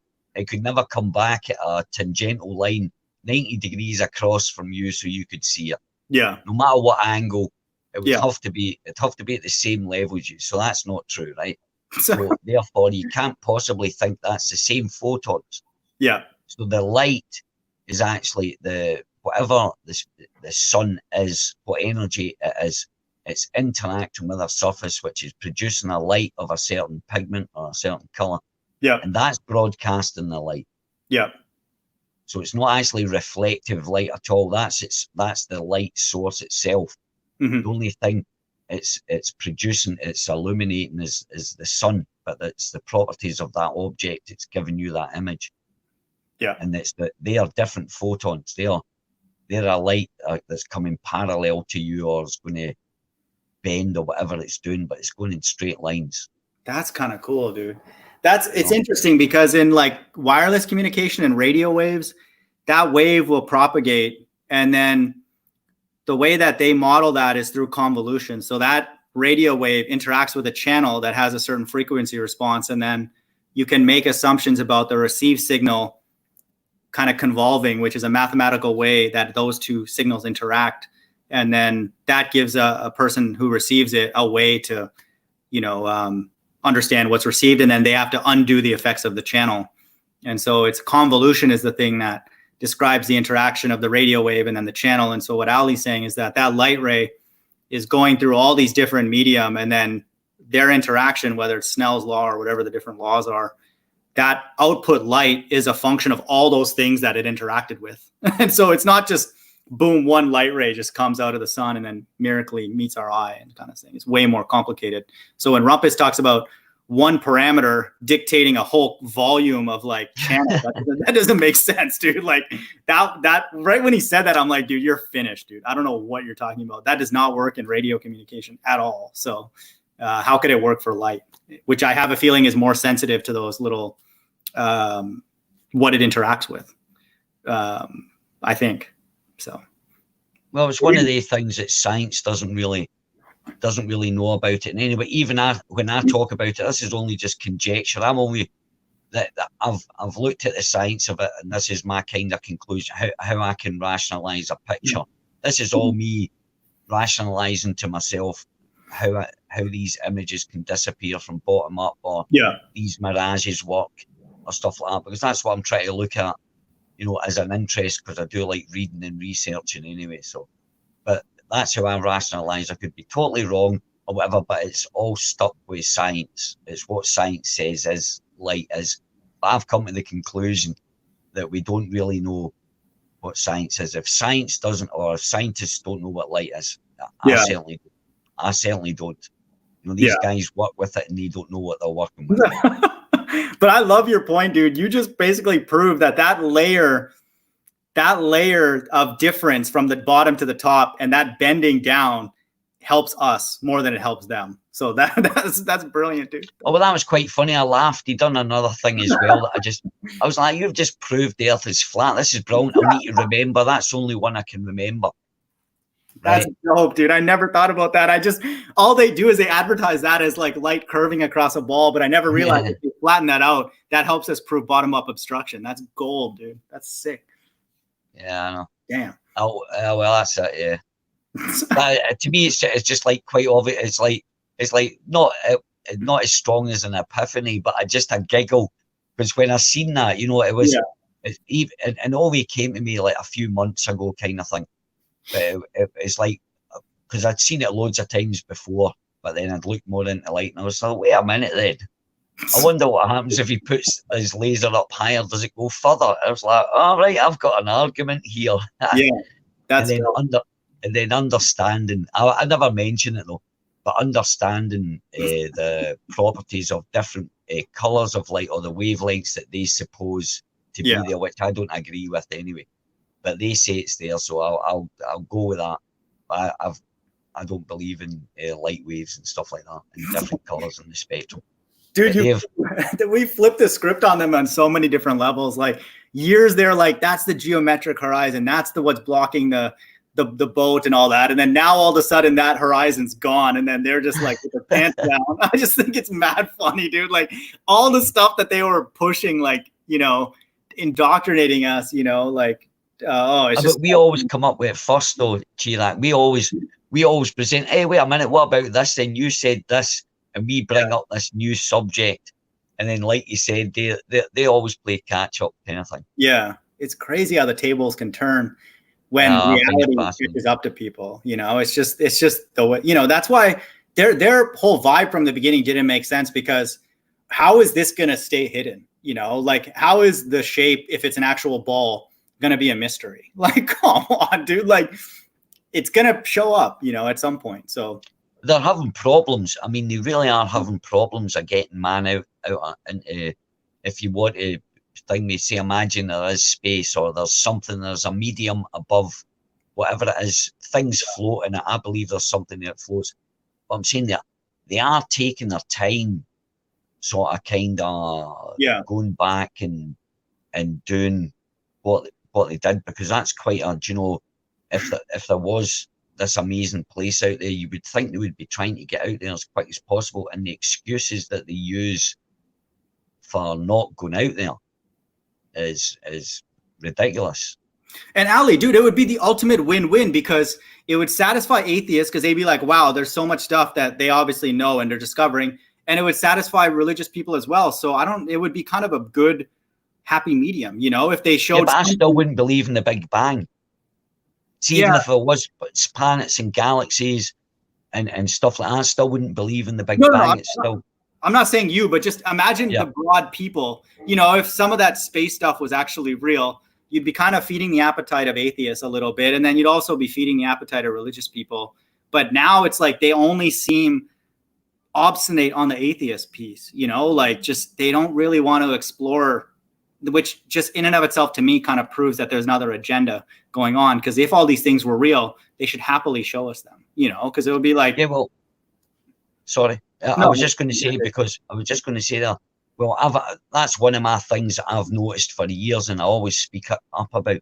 There's definitely a what do you call it, against religion. There's a war against religion at the moment. All religions, you know, I can see it plainly as day. You know, it's like they seem to be trying to do away with it. Yeah. And I hate it too, man. I'll be honest, like I don't say this in any arrogant way, but I don't like defending religion either, because I just find it disgusting. You know I'm a Bible guy and I come on every week, but that's why I don't want to give this too much time, you know, and all that, because I find it deplorable too. I see what's going on. I'm not the type who's going to shove stuff under the rug when I see other Bible people and even myself do things in a way that is not consistent. I don't like it either. You know, and I think that to some extent that war on religion is valid, you know, because there are a lot of people who are using it in an incredibly evil way. But for those who have some amount of patience, don't quite give up on the God of the Bible. But I hear you on that. Yeah, I think beliefs, and I've come to the conclusion for many years, man. As I said before, I used to rag on Christians and Jehovah's Witnesses and be like anti, but when I look back at the person I was, I think what a naive twat I was, you know what I mean? And that's what I was talking about, all the bad things that because I upset a lot of people. But I forgave myself, but I remember that wasn't me. That isn't me now, kind of thing, you know, about that forgiveness thing. But now I actually think belief is a very, very good thing. I think the problem is the way that certain people that in with some authority are misrepresenting what the belief is and who this God is, and actually explaining a little bit more about it where people get it. Yeah. You know, rather than, you know, it being, because it's misrepresented and it makes people do bad acts against, you know, it's like in contradiction kind of thing. You know, the way that they word things, you know, words are fascinating. They can be twisted into anything. And it's so easy to stay in it because you think that you're doing something righteous. And this is in my life for many years. I thought I was doing the quote Christian thing, Bible studies and all that. I was just pretending to be some person that I absolutely was not. And then when you're in that circle and you're trying to court women, you kind of double down even more and be this person that you're not, because you know that that is what women look for in those religious. All you're doing there is just looking for yourself. That's what people do when they look for themselves. They join certain things. It's just, you felt out of place and stuff like that. Been there, done that. That's what happens. You know, everybody goes through these things, and that's what. And some people fit in, and they never leave the trying to fit in, but they never leave the place, and they turn into fakes. Yeah. Kind of thing, you know what I mean? At least Yeah, you're questioning, you've come to your own conclusions, and stuff like that. But that's just a search. That's like you would slap me across the internet if you met me like 15 years ago, dude. I was completely lost, man. And I don't say that to disrespect my journey, but yeah, dude, I had no idea what the hell was going on, you know, in life, dude.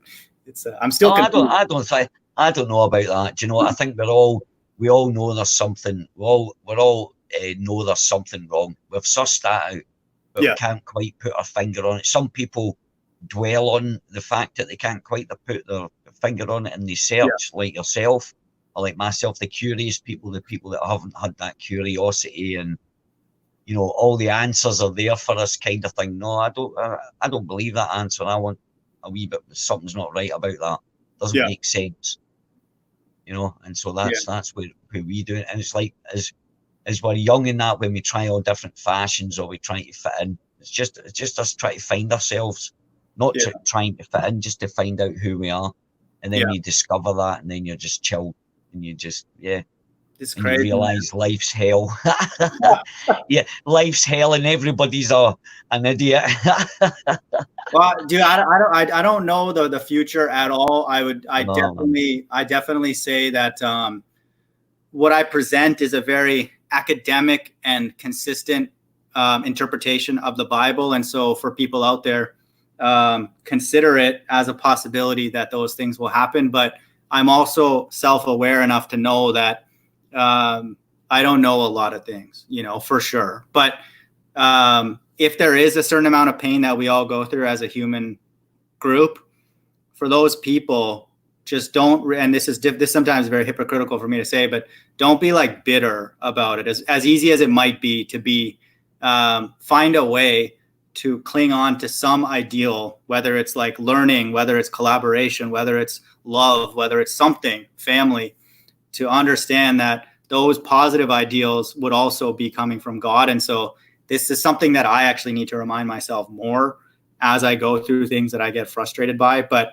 you know, just try. And so, but there are like, it's crazy. Cause like, I feel like one of the cool things about the way I approach the Bible is also one of the things that is frustrating, is because I approach the book also like a textbook. And so I look for elegance. I look for a consistent narrative. I look for repetition and all that kind of stuff. But spiritual things don't always offer that as a solution. There's a lot more unknowns. I posted a video on the book of Revelation that I thought was very clean. And then there was one thing that I found that led me to more questions, and it made me kind of not angry, but I was like, damn, you know, like I thought that was clean, you know, but when I talked myself out of that, I realized that I shouldn't be angry about that. It's like the more things that I don't know, I should actually view that as a good thing, because then it's another path that I go down, and then I should make note of that experience. And so that's not easy because I don't always follow through on that, but I would recommend people do that. I sense that in Ally very much, that that's kind of the way he's wired. That's good, you know. But not all the times I'm like you, Chirac. I have my moments where I don't. You can't. You know, we're imperfect. We have to accept that. Yeah, and that's what I'm saying. In them times that I don't act as I should do, I don't do it as much as I used to. But when we do that, we have to accept, you know, we're not perfect, and just remember, you know, don't make a habit of this kind of thing and then go back to the goodness or whatever. But as I say, and it's not making excuses for yourself, but you have to have that forgiveness in yourself. Otherwise, you'll just hate on yourself, and that's not a positive. Yeah, just don't do it again, or try not to do it often, or, you know, we all make mistakes, and it's all about forgiving our own mistakes, kind of thing. Yeah.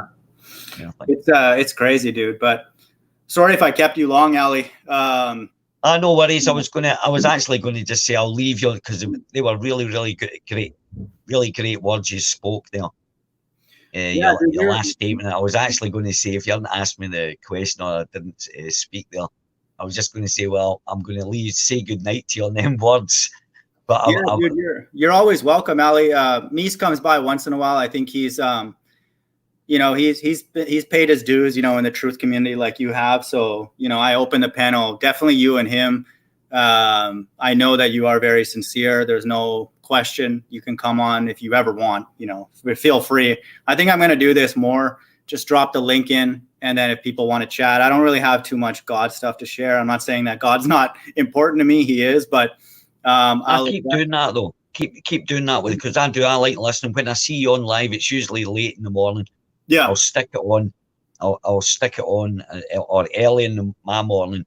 I'll stick it on and just listen to you and me actually just talking about some Bible stuff. So it's quite, I get pleasure out of it anyway. So you do offer a bit. Cool, man. I like your channel as well. I think I like the people who I know are just normal people. And that sounds so outlandish, but like you, me, people like me, Seek and Find, and a couple others that kind of hang around here. Those are, it's funny in the days that we live in, it's just having a normal conversation is so rare. Like, it's not F you, I'm smarter than you. And like, it's just like, and even that guy that came on, I don't say that disrespectfully towards him because obviously I don't think his heart was in the right place, but I've been on the other side. I've been on that side, Jesus, you need Jesus Christ or you're going to hell and all that. It's like our world is filled with that, and it's just that vibration. If people recognize that that's wrong, it's okay. I wanted to see you've more experience with religious people. I wanted to see where he was going. I was fascinated when he talked that bit about that question. Do you go pink in the sun? But Ali, it's the same as you with the and you said, oh well, I go pinkish. I go a bit red. I was like, oh, this is where's this guy going, man? And then he just, you must be sick of types like that. But to me, right, to me, they're like characters. Yeah. That like I have to get to know where they're coming from at least, kind of thing. But it was quite fat. I just wanted to know where he was going with the pink thing. You know what's crazy? Last point I want to make. People always I don't want anybody to ever not take any religious ideal, whatever the text is, always correlate it to our life. And I did not do this as an evangelical years ago. And that's the mistake that I made. I did not look at people like humans. And I want people to understand, don't think that any God, and especially the God of the Bible, is not like any person here on earth. What would a person do if I was starting a company, or I wanted to have a group around me? I would look for people with virtues that I value: curiosity, trustworthy, caring people, compassionate people.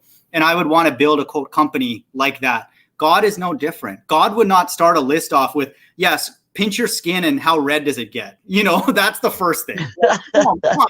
Like, that's crazy. Like, this is why the Bible, obviously we've talked about, has been perverted, but that doesn't make any logical sense. Why would God be dumber than me? God is not dumber than me. I promise you that. God is going to look for people, like the Bible says, that will worship him in spirit and in truth. And so what's the spirit? That means that we have a life outside of this body. And what's truth? Truth is, like, why are we here? Why does the sun do that? Why did we go through these things in our life? These are all things that we would deem truth. Why did God make us? Why did he put me with my parents and my family? These are all things that God would want to people. Why did he surround me with idiots? Yeah. Why so many? That'll be my first question. I'll be like, look, man, come on. Yeah. What were you doing? What were you thinking of? Yeah. It's like, why can't we have one concrete answer from a baller? Just one, like that. That's what I would ask. But I just want people to. It wouldn't be the same. It wouldn't be the same. Think of the laughs. You would think of, think of the emotions they've given us. I've been angry at them, happy. Now I just laugh at them. Yeah. It's just they've given so much to the community, Chirac. We should appreciate them. The entertainment. But I think you and I have a feeling, reaffirmed and learned more stuff that we already knew about human behavior. Like we knew that that's just not a good place for people. And what that person who came on here, all he taught, I would say, Ali and I, something we already knew, is that don't take your insecurities out on other humans. God has no issues with insecurity because he made us, but take that out on God. That's why he's there, and people come here, they get angry at me or you. And I'm saying this to me, this is a lecture to myself. If all of us, any of us have insecurities, direct that towards God, because I can't solve those. He's coming on here yelling at me saying that I'm going to be a slave in his kingdom or whatever. what does that have to do with me? You know, like, go take that up with God if you have real anger about me or the color of my skin or anything like that. Because I go pink at the sun. So angry at me. I go pink at the sun. Oh, no way, man. Oh, dude, it's so dumb, dude. Like, and I'm very upfront. I've been through that. I've been that person on the street saying you have to accept, you know, Jesus Christ. And I've done that, and not in a rude way or in an aggressive way, obviously, but I've made a lot of mistakes in religion. I'm trying to not make them again. So we can all. But all you were doing, what you have to remember, all you were doing, people say, oh, why do people so, you know, when they have religion, that they're so adamant about it and they want to tell you about it? I said, because that's their job. Yeah. Because that's what God tells them to do. Now go and spread the word. Yeah, exactly. Go and spread the goodness. And well, so exactly. So to me, that's to be admired rather than to be ridiculed or questioned even. And it's obvious. God told them to do it. Go read the Bible and it'll tell you why you know, they want to spread the word and give the same joy that they feel within their heart. It's as if it's meant to be a bad thing. How can you make that a bad thing? Because these people that are religious, that feel good with God, have experienced God or whatever, what to share is joy or whatever. Yeah, I agree. You know, and they're getting ridiculed for it, man. Talk about living in an opposite world, you know? Yeah, no, don't you dare bring happiness and joy to my life. Get away from me, you wretched person. But that, dude, Ali, what you're saying is perfect because, and this is a conviction to myself. Imagine we went up to some brilliant person who then validated us as their child. We wouldn't go and turn around and bring, you know, all the garbage to somebody else. And that's what we've all done. And I think that that's really the same for any kind of truth. It's like, we can tell when people have interacted with God by their fruit, you know, and we can tell the same with smart people. We can tell people who are actually smart by the way that they communicate quote truths to us, you know, and I just want people out there. And you can always tell what kind of interaction people have had with God as well. The people that still have it as well. You can tell by their fruits. Just, you know, that's a good point you made, actually. That's true. Yeah, that's so true. You can tell. Okay, then, Chirac, I'm going to call it a night. All right, brother. Yeah, peace, man. And the only reason that beforehand is, as I say, usually on quite late, so I rather listen to you talking away. But it's good listening to you talking about I'll go back and watch the Revelations one. Yeah, that's what first brought me into when I first got my first Bible when I was like 16, 17-year-old. I went and bought it for myself. Yeah. Because of a group called Iron Maiden. Oh, one of the beginnings of the songs, they had that was it, if I remember rightly, it's woe to me, O earth and sea, yet the devil brings the beast with wrath. Let him who hath understanding understand the number of the beast, because it is a human number and its number is 600 or something like that. Yeah. And that was at the beginning of a song. So I thought, wow, what's this about? And I went and got a Bible and I read all of Revelations, the whole lot from start to finish. And I wasn't a religious person. I wasn't into heavy metal and stuff. That's cool. Quite strange. So quite strange throughout my life. I've always been involved. How old were you? Sorry, Ali, when you read that? I was about 16 or 17, but I used to go to church school in the village that we stayed in.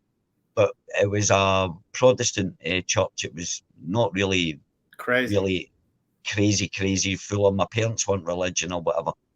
Kind of I don't say this arrogantly at all, Ali, but what I share, obviously check it and like think about it if you have time, but it is, I would say, a very sober interpretation. I think there's some things in there that will maybe are interesting to think about, like hell being here and then reincarnation. Somebody like you who's open-minded doesn't have any financial reason to go against it or for it. Like, it's interesting, you know, like the Bible has been opened up to me in a different way, largely because of flat earth and from a purely intellectual perspective. What reincarnation then is it? Sorry for prolonging, actually. Now you've got me interested now.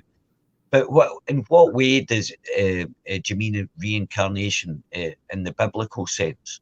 Do you mean coming back as another being or another person or a persona or whatever into another body?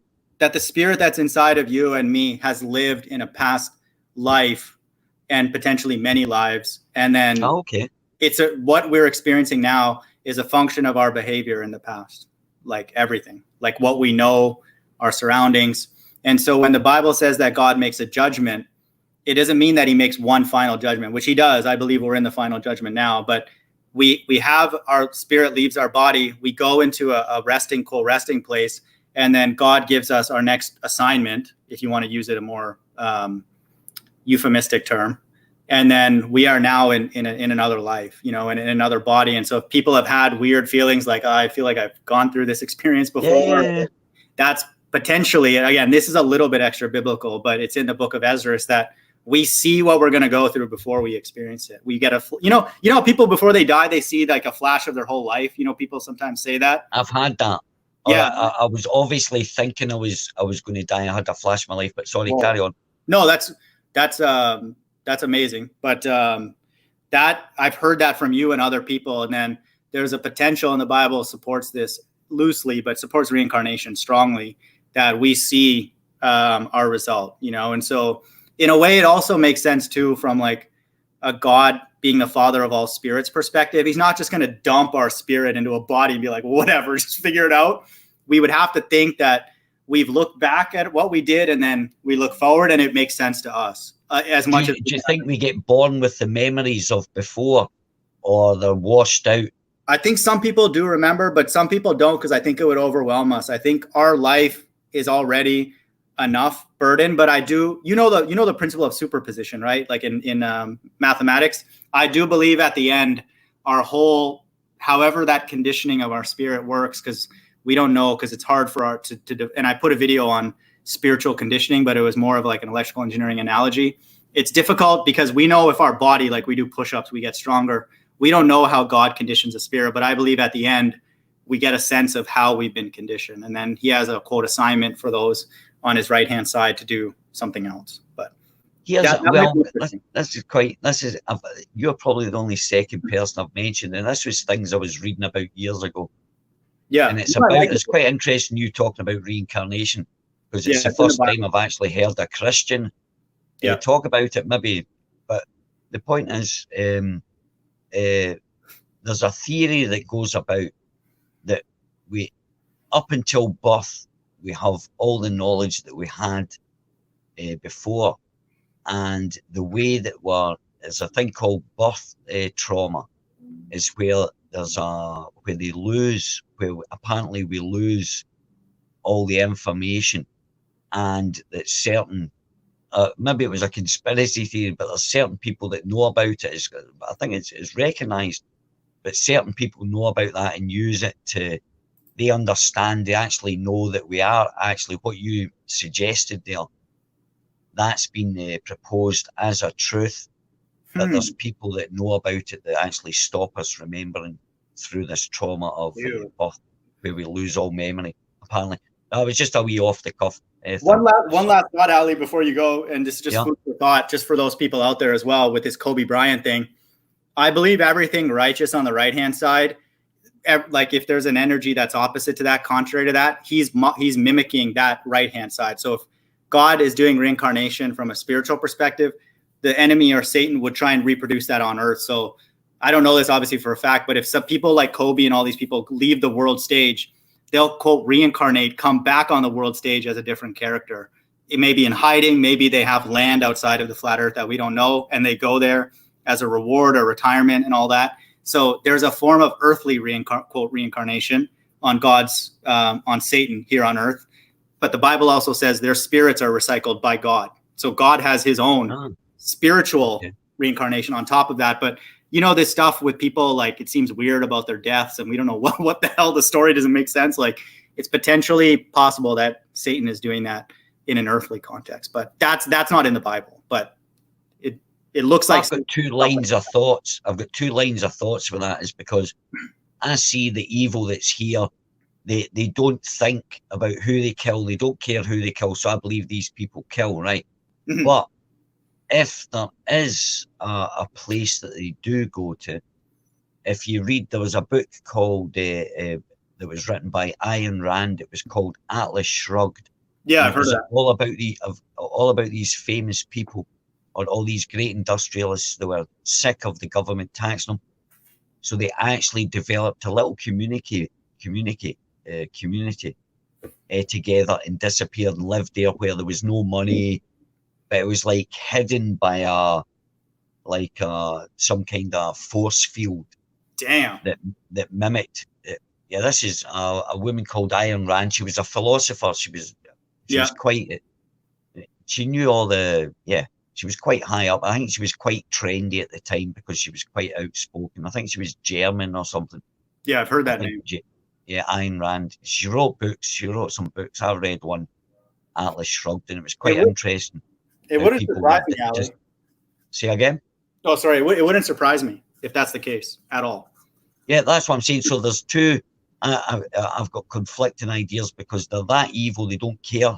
Why would they? It seems irrelevant that they would keep Kobe Bryant or Michael Jackson. Who are these people? They would kill them off. They've got a plethora of people lining up to take these people's places, man. Yeah. You know what I mean? They've got a waiting queue, a waiting list. Oh, yeah, right. He's dead. Right. Get the next one. Here he comes. So I don't see the advantage. You know what I mean? The advantage of keeping these people, they've done the job, and it's always good getting rid of them because it's like a threat to the other people that have signed the contract with the devil or whatever. That hey, if you don't behave yourself, that's what happens to you. Yeah. You know what? Do you remember Michael Jackson? You know how you all thought he took an overdose? No. Yeah. We killed him. And if you do that, we can kill anybody we want. And if you don't behave yourself, but if you go with the protocols, you can have everything you want, a house, a hookers, whatever you want, man, you can have. Yeah. But you step out of line, that's what you get. No, I believe that goes on. It seems illogical for it not to happen. You know what I mean? Agreed. Yeah. That's the way I would say it too. It's like, why not? If there is a spirit world, why would they not have their own commerce, their own exchange or something like that? Yeah. Exactly. Well, I'm going to say good night to you. All right, brother. Peace, Ally. Thank you. That was brilliant. Yeah, peace to you as well. And it was great. I'm going to listen to your last wee round it, or if you talk for a bit more. So, but I'll leave you to it anyway, Chirac. And thanks for having us on, mate. Nice man, have a good evening. Thanks, Ally. Keep up the good talks, buddy. Speak to you later. Bye-bye. Bye. So, that was good. I appreciate Ally coming on, and Flat Earth Boxer and that other person who says that we're all going in slavery or whatever. That's scary. People who want those verses to be literal and have a mindset of that already in place. That's one thing, but just know that the God of the Bible presents an incredibly high standard for leadership. He says that you have to love your enemies, and he says that the greatest among you has to be a servant. So those two are biblical and the very foundation of Jesus Christ's time on earth.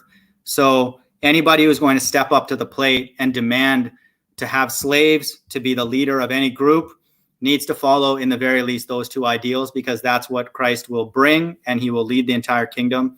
And so no one is going to lead contrary to that. And so anybody who puts their foot forward and wants to lead, go for it. But I worry for people who say that let me get this verse. And this is a shot or a threat, or not a threat or anything like that. It's a warning to myself as well about the God of the Bible, that people who volunteer themselves without God authorizing it, it's not good. It's just, and I say this to myself, and I have to be careful because these verses that I'm about to read apply to me directly, because I teach the Bible, and in particular, I teach the very last book, which talks about the kingdom of heaven and talks about leadership, and also talks about prophecy. In chapter 22, Revelation 22, these are the very, very last few words of the entire Bible. 22:18, for I testify unto every man that heareth the words of the prophecy of this book, if any man shall add unto these things, God shall add unto him the plagues that are written in this book. And if any man shall take away from the words of the book of this prophecy, God shall take away his part out of the book of life and out of the holy city and from the things which are written in the book. And so that is a warning to anybody who puffs their chest out too much and takes an improper place relative to the God of the Bible. It's a bad idea. And I'm saying we're all tempted to to do that, to overstep our theological bounds, to put ourselves as we're best friends with God. Just be careful, all of us, especially people who think that they're God's elect and going to be leading in the kingdom of heaven. The Bible, the book of Revelation, needs to be unlocked to you. And then you would understand those words that I just read, that you have to be all of us have to be very, very careful when we share spiritual truths. And that is very much a warning to myself as well. We have to be humble. We have to do it for the right reasons, because if we're not, we are going to be consumed. Like the Bible said that I just read, God will send us plagues, and he will, even if we go too far, he can even remove us, from the kingdom. And so from the book of life, bad idea, and so I hope that person comes to his senses. That vibe was completely off. Anybody, and the Bible says, and I'll read this as well, in Revelation 19, in the times that anytime a person is prophesying, this is Revelation 19:10, and I fell at his feet to worship him, and he said unto me, see thou do it not, I am thy fellow servant.